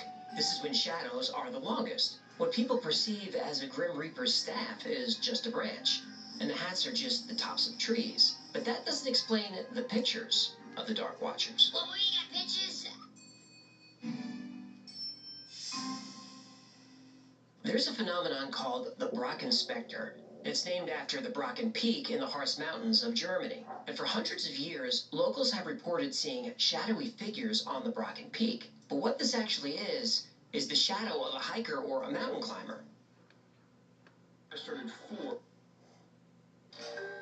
The Santa Lucia mountain range runs from Monterey and down the coast of California. For hundreds of years, claim to see a Dark Watcher says they disappear very quickly. And skeptics have added other theories like hypoxia. Hiking's at elevation where there's less oxygen. If conditions are right, you'll see the shadow of the plane often surrounded by a rain.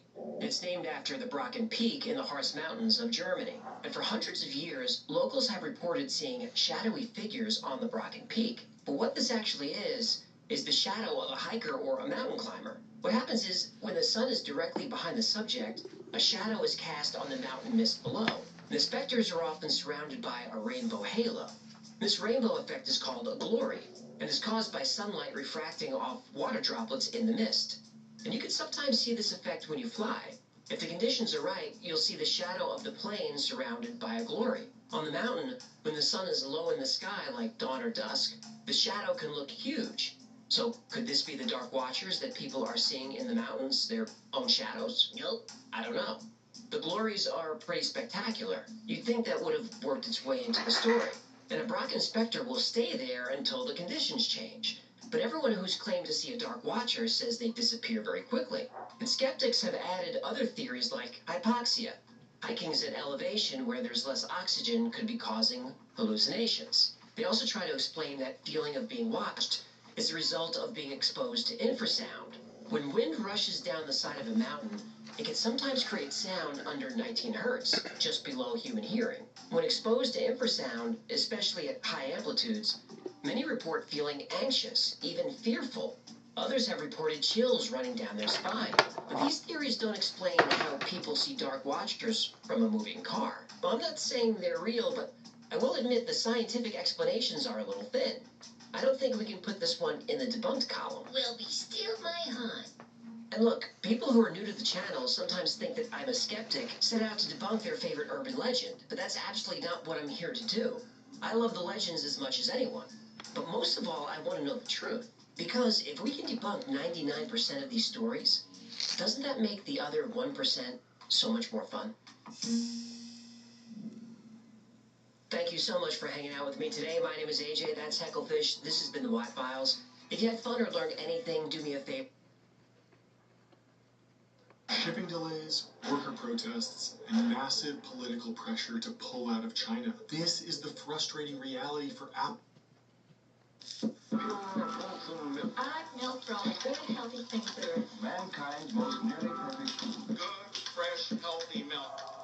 The year is 1981. Raiders of the Lost Ark is the #1 movie, and everyone is wearing leg warmers. You've got this former actor turned politician who's now the president, and he loves free markets, and he has a big problem. It wasn't the national debt or some big foreign policy issue, though he had plenty of those. His problem was too much cheese.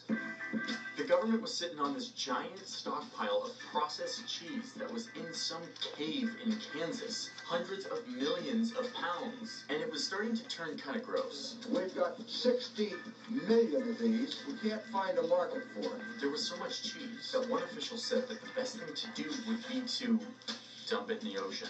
So Reagan decides to give it away for free to America's poor. The cheese was to come out of the caves and into the American welfare system.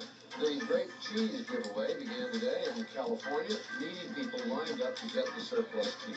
As the cheese flowed to the underserved, it became a symbol of the welfare experience. And soon, government cheese was cropping up in movies and hip-hop lyrics by artists who grew up on the stuff. After that government cheese, we eat steak. That's powdered milk and government cheese. With some government cheese. What else is a thug to do when you eat cheese from the government? By the way, I'm not allowed to actually play much of those songs because there's like a copyright infringement if I do, and even though it's fair use, they probably will flag me and I won't make any money off this video. So we left a giant playlist of all the government cheese songs in the sources. Sorry. Okay, but how did we end up with a surplus of literal caves full of highly processed cheese in the first place? And while we're at it, why did I drink so much milk as a kid? Like, why were there like 5 of these in my refrigerator at all times? My mom would give me a big glass of milk in the morning, and then I would go to school and be served a carton of this stuff, while also reading the best-selling kids novel of the time, which was about a girl's face on a milk carton. And then I would get home and my mom would give me more milk for dinner. And along with this milk, I was served a message about calcium, about how milk was vital for strong bones. Milk, the best bone building food for all ages. Bone building calcium that makes a quart a day. I always drink plenty of milk. Turns out that my mom and school did this because they were lied to for a very long time. And that's what this video is about. The story of milk in this country shows us how far the government will go to protect certain industries, even at the expense of telling Americans the truth about what they're eating. It's a lie that gave us billboards of Austin Powers and Stone Cold Steve Austin with crusty milk mustaches. So let me show you how we, at least in America, got brainwashed by milk. It's the only milk I drink. An important food for the health of the nation. I'll think of milk.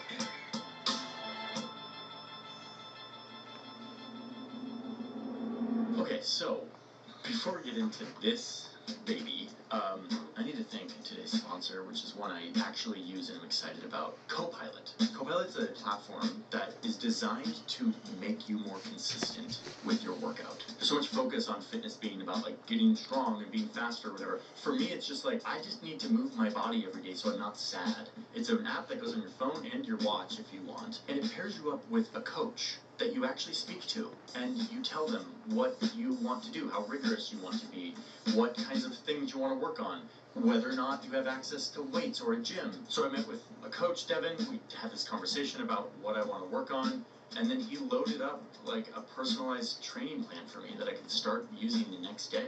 It's like frictionless, like the technology user experience is really nice. Like you just go through every one of your workouts. There's a visual for every single one of them. And then at the end of your workout, you can give feedback to your trainer. This human element of having a person that is there and that you're accountable to, that's going to check in with you, changes everything. It actually makes you feel like, oh, there's someone who cares about this. For accountability, that is really, really important. So I love the human element. It's not just like an automated robot. It's actually like a real person who's coaching you and guiding you. Copilot found that their clients are 9 times more likely to stick with their goals because of the way this platform works, and I'm not surprised. It's literally meant for accountability and facilitating a frictionless experience with moving your body. It's not about getting buff, it's about just being consistent. Though you can get buff too in the process. There's a link in my description. It is go.mycopilot.com/Johnny Harris. If you click that link, you get a free trial with your own expert fitness and health coach. You can see if it works in helping you move your body,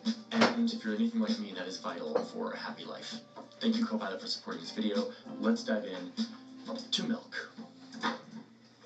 I'm not anti-milk.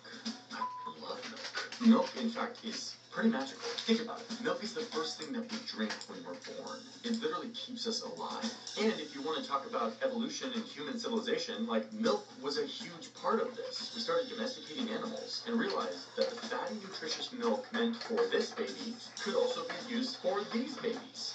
But human bodies weren't able to digest milk after childhood. They didn't have the enzymes to do so, especially another animal's milk. But the beautiful thing about human bodies is they can change. Over time, milk became a key source of sustenance for people living in certain parts of the world, like Northern Europe. They relied on their animals during cold, harsh winters. They couldn't grow crops. Same with the nomadic people in like the Sahara who relied on milk during hot summers. And doing this for a few thousand years, their genes actually changed. Suddenly they had enzymes that could help break down and digest milk. Like they forced evolution to make them tolerant to milk. Good for them. And that is why this map exists. There's some weakness to the methodology on how this map was made, but it captures a true point here, which is that everyone around the world digests milk differently. Like the bluer your country is in this map, the more people can digest milk. So yeah, you've got Northern Europe with like 80 or 90% of the population being able to digest lactose. And because of those nomadic tribes that got used to drinking milk, that's why Niger is blue here. Meanwhile, in places like Asia, most bodies drink milk and they're like, dude, WTF, why are you putting baby food in my adult body? We don't digest this after the age of 6. Get it out of here. Humans would find a way around this by taking the digestive enzyme from a cow's belly, called rennet, and mixing it with milk. This would start the breaking down of the milk, and then they could put it in caves and let it ferment, and soon you're storing your milk. And you're also making it kind of delicious. This is the birth of stuff like cheese and yogurt. We also turned milk into things like butter, which would last longer and is undeniably one of the most delicious things that has ever been invented by humans. But raw milk, the stuff right out of the cow's udder, wasn't consumed by anyone besides like kids. And frankly, that wasn't the safest thing to do, because milk goes bad really quickly. When it sits around, it becomes a cozy feeding ground for microorganisms, which again was great for making cheese, but kids drinking this stuff was kind of risky. That all changed when this guy found a way to heat up milk and kill off all the dangerous pathogens. It made it way safer and way easier to extend the shelf life. He called it pasteurization, which was named after the guy's last name. Like, am I the only one who thought that pasteurization came from, like, the cow's pasture? But it was actually just a French guy's last name? No one else thought that. I'm literally the only one who... Okay. Cool.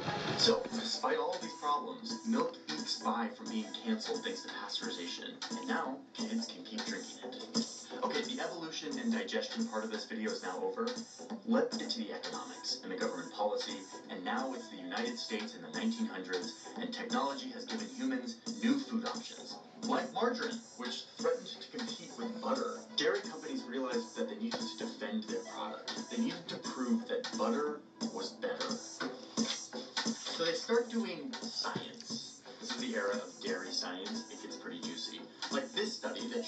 that when they gave dairy to rats, they actually grew stronger and larger. And it must be because of a vitamin inside of the milk, a new concept. Let's call it vitamin A. A because it's the first vitamin we discovered. So yes, this is where vitamins came from. Like, we didn't have vitamins before 1912. And so now dairy companies are loving it. They have a scientific paper that says that milk corrects dietary deficiencies. And quote, and this is a little aggressive, is the greatest factor for the protection of mankind. That doesn't sound sensational or biased in any way. It sounds very scientific. The greatest factor for the protection of mankind. Dairy companies aren't going to be asleep at the wheel while other forms of nutrition and fat try to displace them. So they form a cooperation, a council, the National Dairy Council, that promotes all things dairy. And they start to build a strong message to the American people that dairy isn't just a nice to have. It is scientifically proven to be vital for your health. But like, let's keep some perspective here. Animal milk went from being something that humans couldn't have beyond the age of 6 to something that some of us developed a gene to be able to digest, to then something that was like a hotbed for pathogens, and we solved that with pasteurization. But now, in the early 1900s in the United States, milk was a magical, perfect white drink that could cure all things. All of this was happening right in time for a moment that would change everything, both for the world, but also for milk's place in it. It is not an army we must shape for war, it is a nation. During World War I, the soldiers were struggling. They were sick, they were malnourished, but lucky for them, the United States was ready with a perfect product to improve their health. Milk. We need more milk. Never enough milk to go around. We were now able to condense milk into a powder form. Now it could last for years on a shelf without refrigeration. This really helped milk level up. Now the magic drink was a magic powder that could help our men in uniform fight the bad guys. Milk was now associated with patriotism and freedom and liberty and America. Man, if you want a way to like make your product popular and famous, just tie it with like America. So now with their big new customer, the United States government, farmers only shifted their businesses to dairy. They needed to meet this demand.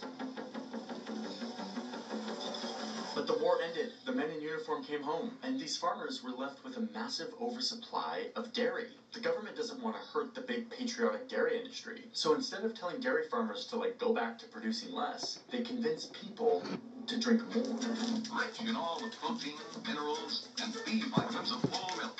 And here's where we really start to see this vital web of relationships between dairy farmers, the United States government, via the Department of Agriculture, scientists, and advertisers. It is a web of relationship that cements milk's place in our culture. It is the reason why in the 90s I was drinking like 5 cups of milk a day. Milk becomes an advertiser's dream, a magic white liquid that is scientifically proven to be the key to our children's health and development. And this message had a very strong ally at the U.S. Department of Agriculture, who teams up with the dairy industry. So it's like after World War I, and the USDA gets involved with these campaigns. The reason I want to show you this stuff from like the 20s isn't because I want to give you a history lesson. It's because I want to show you how the U.S. Department of Agriculture behaved, how it supported the dairy industry, how it kind of pushed a lot of propaganda. Because when you see it here in the 20s, 100 years ago, you'll see the version of today, which I'll show you in a moment, and you'll see those connections. And you'll be like, wow, not much has changed, and it will kind of blow your mind. A little foreshadow. Anyway, look at this thing. So, we have this education milk for health campaign. This is effectively the government telling the people what they deem as the healthy thing for everyone. There were milk songs and plays and posters and this terrifying clown that told you to brush your teeth and drink your milk. By 1937, kids are supposed to be drinking 1 quart of milk a day. Luckily, from the video I made about the metric system, we've got measuring vessels around here. Okay, it is 1937 and the US government wants our children to drink how much milk? Oh God, no! I have children, and if I ever gave them this much milk, I'd feel like a criminal.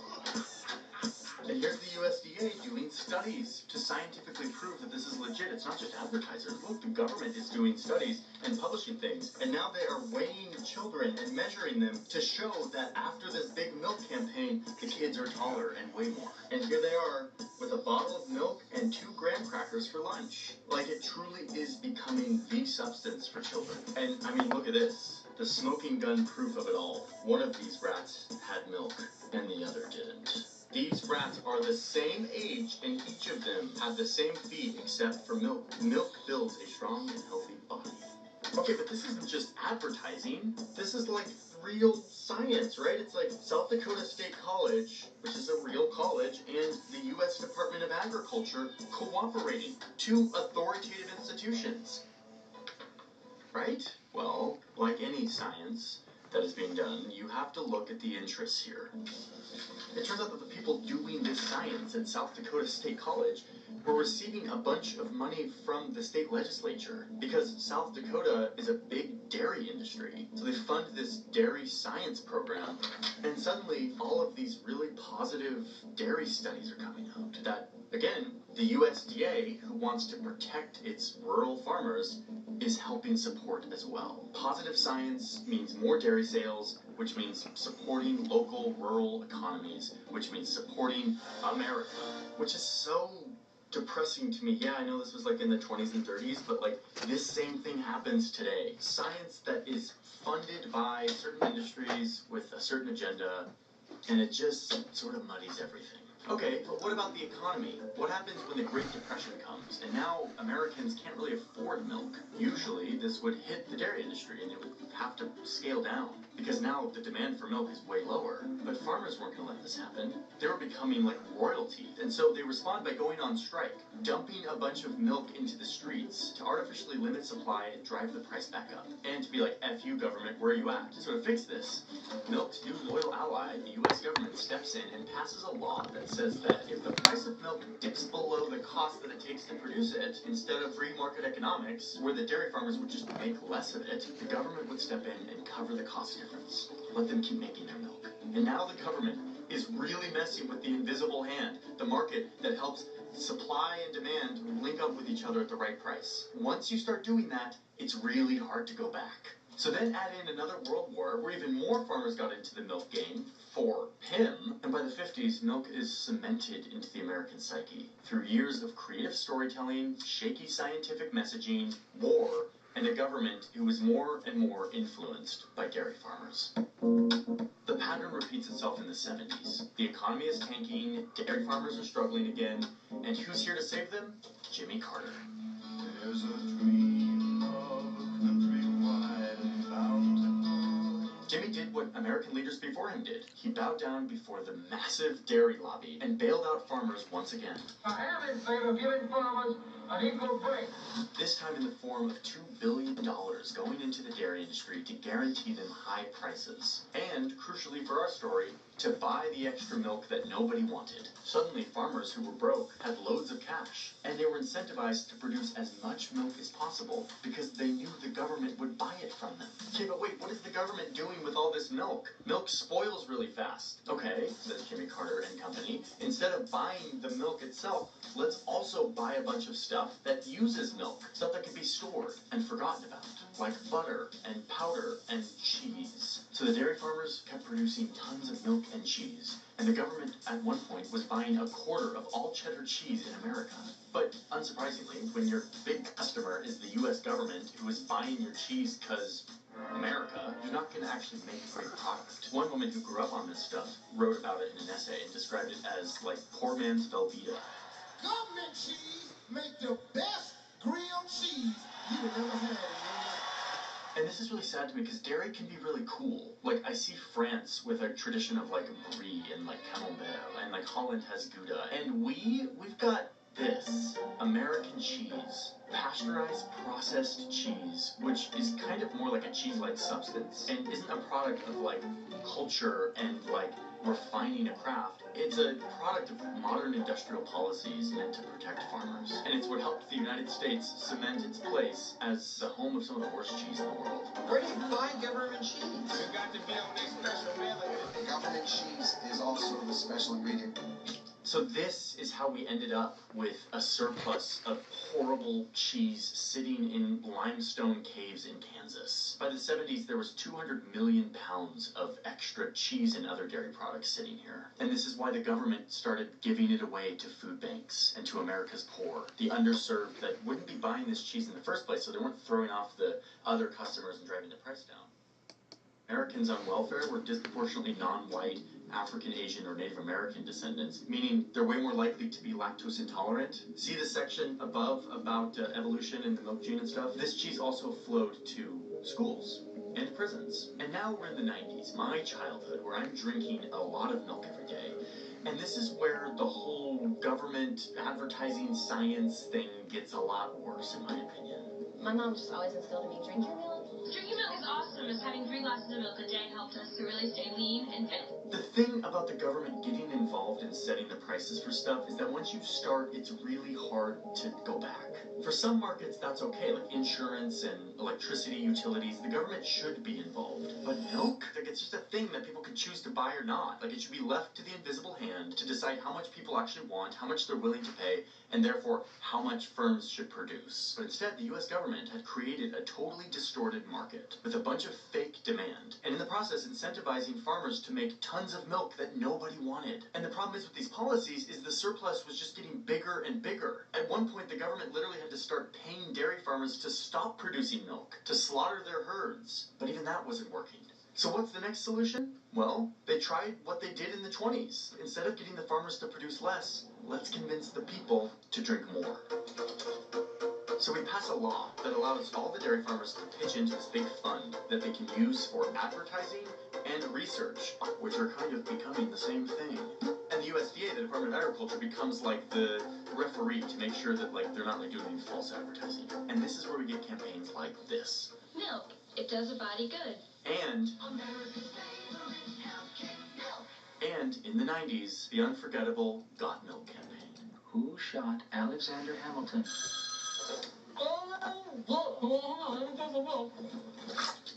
Got Milk. The people who coordinated this were freaking brilliant.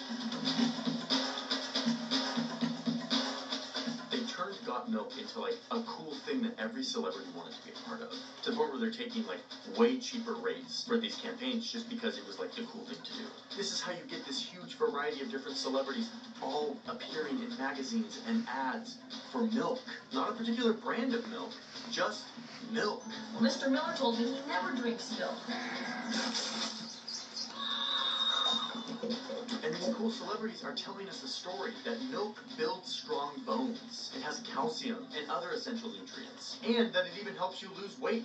Milk your diet. Lose weight. Meanwhile, they're funding all of these studies that are validating their claims. And the USDA is standing by, just letting it all happen. So this is why in the 90s, my mom had like a bunch of these in her refrigerator. And I can't blame her. Like, what are you going to do? The government authority on nutrition is telling you that you should be drinking milk? You've seen it on all these billboards and magazines. You have real studies. Calcium and bone health. This really embedded itself. But if there's anything we've learned is that no matter how much these forces push milk on us, people don't actually want to drink as much milk anymore. Milk demand, even during the Got Milk years, started going down. But the dairy lobby wasn't going to let up. They were going to take the hint from the market. So they started finding other ways to get us to drink milk. Instead of drinking it, we could eat it.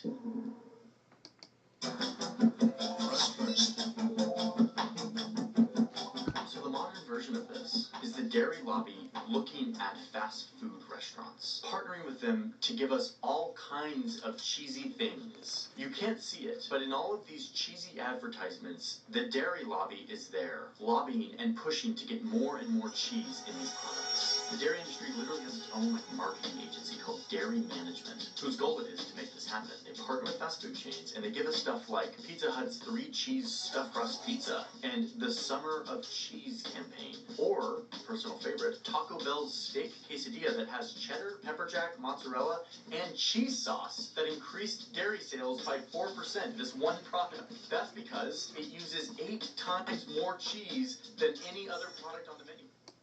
Cheese. A tasty triumph of culinary engineering. Bite into the new steak quesadilla today. Or Domino's, who has a cheese pizza that has 40% more cheese on it. It generates $177 million of sales. And the input for all this cheese? 1 billion additional pounds of milk. But of course, we gotta hit the schools. The schools are a fantastic place to sell dairy to. So Domino's now gets pizza into 2,000 schools nationwide. And we've got emails.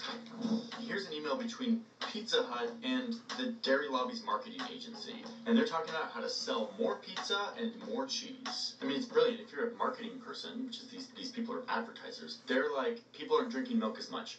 Let's just pile it onto freaking stuffed crust and cheese pizzas around America. Oh, and by the way, these people signed their names as Lord of Cheese and Lady of Cheese. These people are serious about dairy. The point I'm making here is these people aren't nutritionists. Like, they're not concerned with anything other than selling more dairy. The former CEO of this dairy marketing company is like, if every pizza included 1 more ounce of cheese, we would sell an additional 250 million pounds of cheese annually. Just 1 more pound down Americans' throats. I mean, again, I don't blame these people. They're freaking advertisers. They literally only care about selling stuff. What concerns me is that they're doing this with a government agency who I pay taxes to. It is a powerful, all-seeing health agency that dictates our nutritional guidelines. And yet they stand by and support these campaigns for all of these products that have such excessive amounts of dairy in them. Wait, so why does this happen? Why is the USDA like on the side of dairy farmers? On their website, it says that their job is to promote stuff that will, quote, better nourish Americans. They put out things like the food pyramid, and they're supposed to be a source of objective information about what we should eat. But wait, look at this. In the same page, on their mission, they also say that they are supposed to, quote, help rural America thrive and to promote agricultural production. Help Americans know how to nourish themselves and promote rural America. Which one of those things is more important to them? I mean, the answer to that is clear. Look at the nutritional guidelines that they put out. Be like, here's what you should eat. And look at who advises them on this. Yeah, there's like some like experts and doctors from universities, but there's also like executives from companies like Dannon, a yogurt company, and a bunch of other dairy people who have no other interest than making money. And yet they're like in the same room as the people who are deciding what Americans should eat. Like, no, that's not how it works. Dairy has been shoehorned into so much of the messaging from our government to us over the years that, again, of course my mom's gonna be like, yeah, you gotta drink milk. The government is telling us that this is good. So yeah, the dairy industry is so deeply embedded in our federal government, it's really hard to turn it back. This unnatural false demand that we have in our country for dairy is really hard to, like, rewind. And the amount of money that flows to influential lawmakers to keep this whole thing going, you can't really cut it off. But some of you are thinking, like, we're not talking about cigarettes. This is milk. It's not a bad thing. Like, calcium is good for your bones, right? No. I mean, yes, but no. Yes, calcium is good for your bones. Milk has things that help you, but, like, you can get all of that stuff from other places. There's nothing special about this white substance unless you're like a farmer in Sweden in 1532 and it's winter and you can't have crops. Like less than a cup of almonds, you get that much calcium. Dried figs, some cooked kale, even tofu, which comes from soybeans. You can get this stuff from a bunch of different foods. And a reminder that 5 billion people, more than half the world, don't drink. They're fine, and there are even studies now showing. Today, let's start by going all the way back to pre-colonial Mexico, to the times of legend. The chieftain of the Tlaxcala tribe had a beautiful daughter called Princesses Taxihuatl or Itzá, who had fallen in love with one of the tribe's great warriors, Popocatépetl or Popo. When Popo asked Itzá's father for her hand in marriage, he asked him to go to war and come back victorious if he wanted to marry his daughter. Popo accepted, and Itzá patiently waited for him while others tried to win her heart.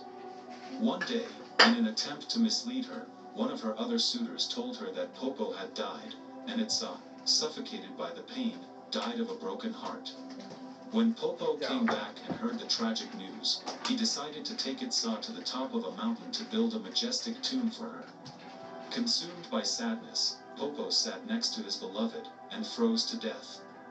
There, as the young couple were being covered by snow, the gods turned them into volcanoes, thereby immortalizing their love.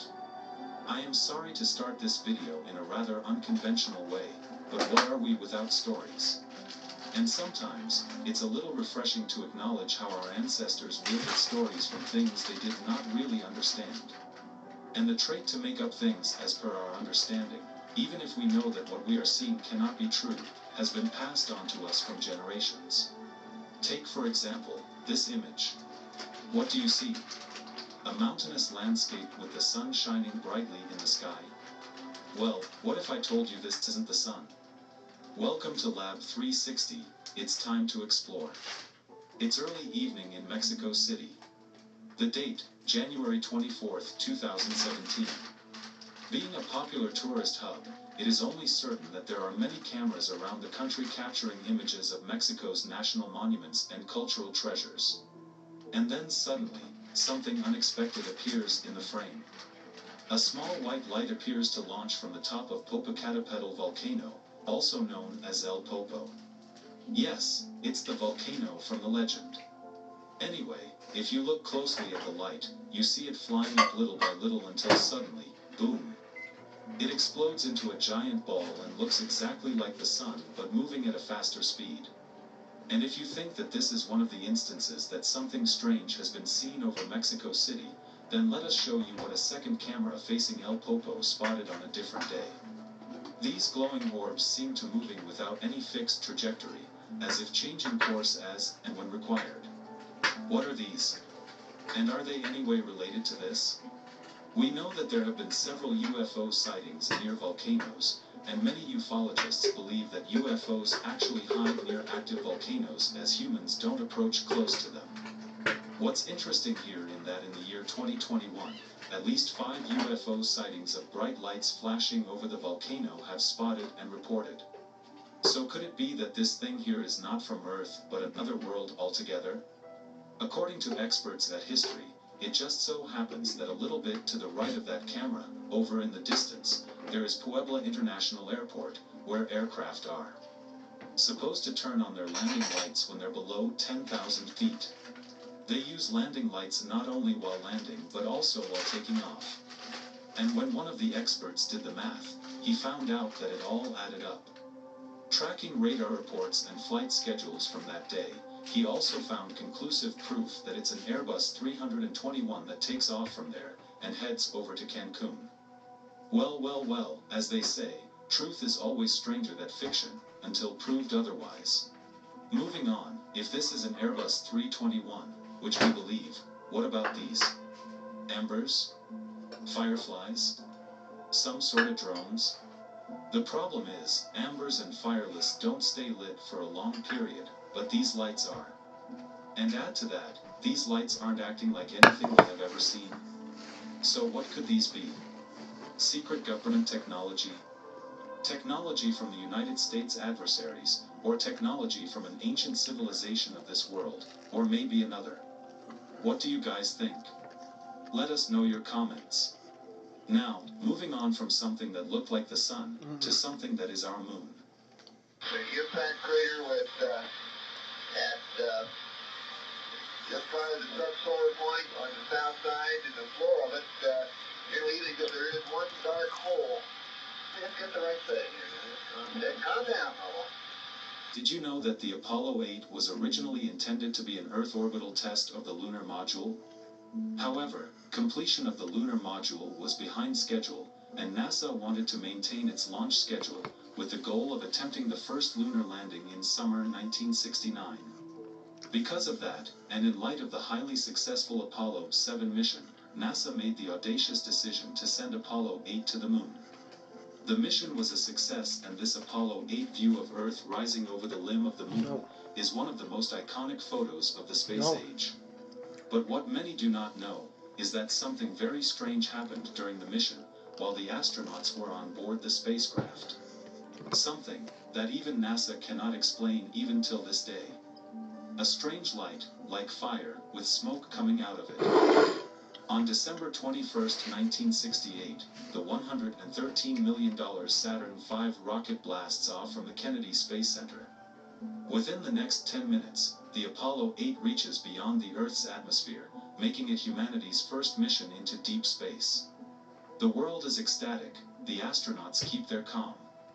But deep down they know that no training could prepare them for the magnificence of watching the moon from up close. They were making history, the first people to orbit the moon. The capsule traverses 230,000 miles of space to reach its destination. But then, something strange happens. Apollo 8 loses communication with Earth.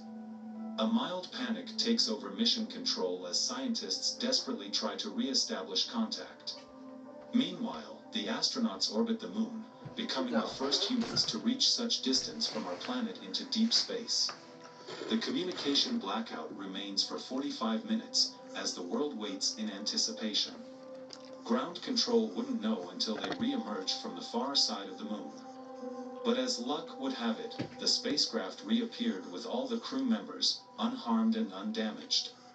The mission becomes a resounding success. However, what happened during those 45 minutes becomes a top secret, and is kept in a folder where it lies undiscovered for many years. What did they see on the back side of the moon? There is a recording device on board the capsule that records everything. NASA transcribes the recordings and seals them in the archives. And this secret would remain undiscovered for several years, had some amateur scientists not discovered the files. Just before heading back to Earth, a strange conversation is being recorded by the recording device. The astronauts see something on the surface of the moon that doesn't fit any explanation. They see lights. There's something strange down there and it looks like fire, one of the astronauts says. And not just that, apparently, the fire looked like a campfire or a bonfire. Yes, they say these words. It is all transcribed. The sad part is that there is no visual data of what they saw. Over the years, many have tried to explain what Barman and Anders saw, but how do you explain fire without oxygen? It is impossible.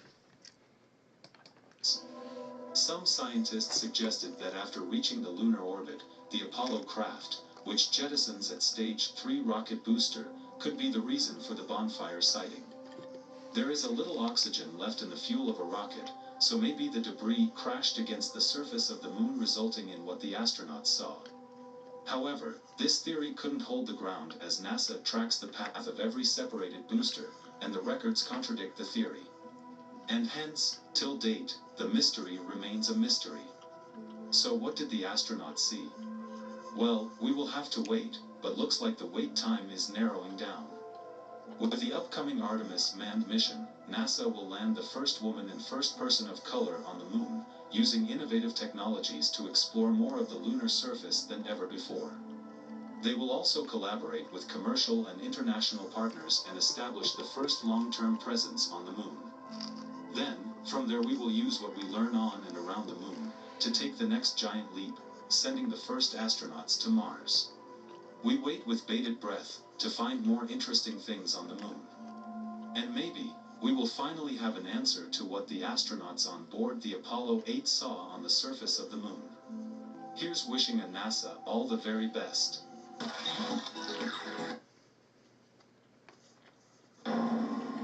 My concern is that with AI, if there's something bad, if something goes wrong, the reaction might be too slow.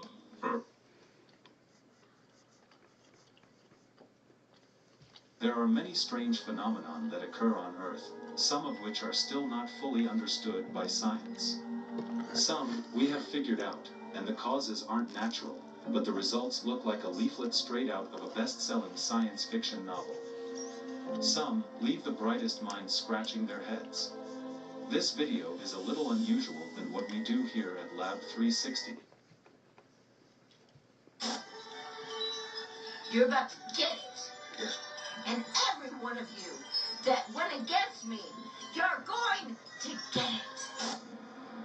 I've never seen a group of people be so nonchalant about a dead person in their back room. 9 Months to Know is learning more today about the woman's body found fully decorated in Christmas lights in a home in southern Colorado. Whew.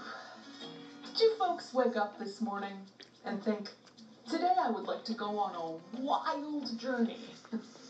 If so, well, welcome. Let's begin on the island of Kauai.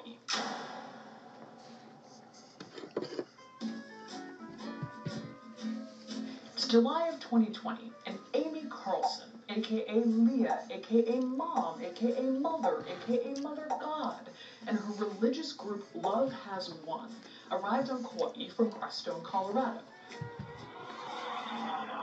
Her followers claimed Carlson had cancer and was paralyzed from the waist down. After renting a beachfront property, Carlson and 14 group members took up a residence, with plans that all of Love Has Won would relocate to the island. The locals were immediately suspicious of Carlson and her followers. It started with their alleged violation of COVID quarantine rules, but quickly shifted to be more about the members' odd, evasive behavior. It was becoming clear that what this small island had on their hands was a cult. Now, cult is a tricky word, and some experts advise against using it, saying it's thrown around in a way that attacks new or less popular religions. But in the case of Love Has Won, you have other experts saying, if it walks like a cult, and it quacks like a cult, well, it's either a duck or a cult. Anyway, Carlson and her followers started doing what any 2020 COVID-era cult would do. Constant live streams from their property. Angel number 666. This is God's live stream. What are you doing on here then? What Just for the record, we don't stop. Yeah, right. So we can go all day. We ain't gonna stop. Don't rattle up this one, okay? Don't tell her to stop this shit. The suspicions that locals were harboring about Love Has Won were soon confirmed by the live streams on Kauai and recording of live streams from the group's previous locations. Despite her followers touting her as all love, a nurturing maternal figure, the live streams also showed Carlson as angry, vindictive, and abusive to followers, children, and animals. He got me on that fucking mother. Carlson regularly used foul language and appeared high or intoxicated on camera, despite her alleged rules against any drug or chemical use. Mom is a no on drugs. Two of her followers explained to Vice that Mother doesn't use pharmaceuticals or morphine, but she uses a natural painkiller, alcohol. George Bush, Justin Bieber, Alexander the Great, Genghis Khan, every Chinese emperor, Queen Elizabeth, Mark Zuckerberg. What do all these people have in common? Well, all of them hide a dark and cold secret just beneath their artificial skins. According to 4% of Americans, that is. Explain yourself. In 2013, public polling revealed that a small, but not entirely negligible portion of the United States population subscribed to the idea that a race of shape-shifting lizard people control our world by taking on human form and gaining power. By comparison, the same poll found that 7% of respondents believed the moon landing was fake, and 5% claimed the Beatles member Paul McCartney died in 1966 and was secretly replaced with a body double. Ever since around the early 2000s, there has been this idea floating around in our popular consciousness that a collection of famous people, from our political leaders to celebrities, are secretly reptile-like aliens disguised as humans. These mysterious beings from another planet have been delicately influencing us throughout our distant and not-so-distant past for malicious purposes. They control the government and popular culture, telling us what to think and what to do. We could be a food source. Admittedly, it is one of the more absurd conspiracies out there.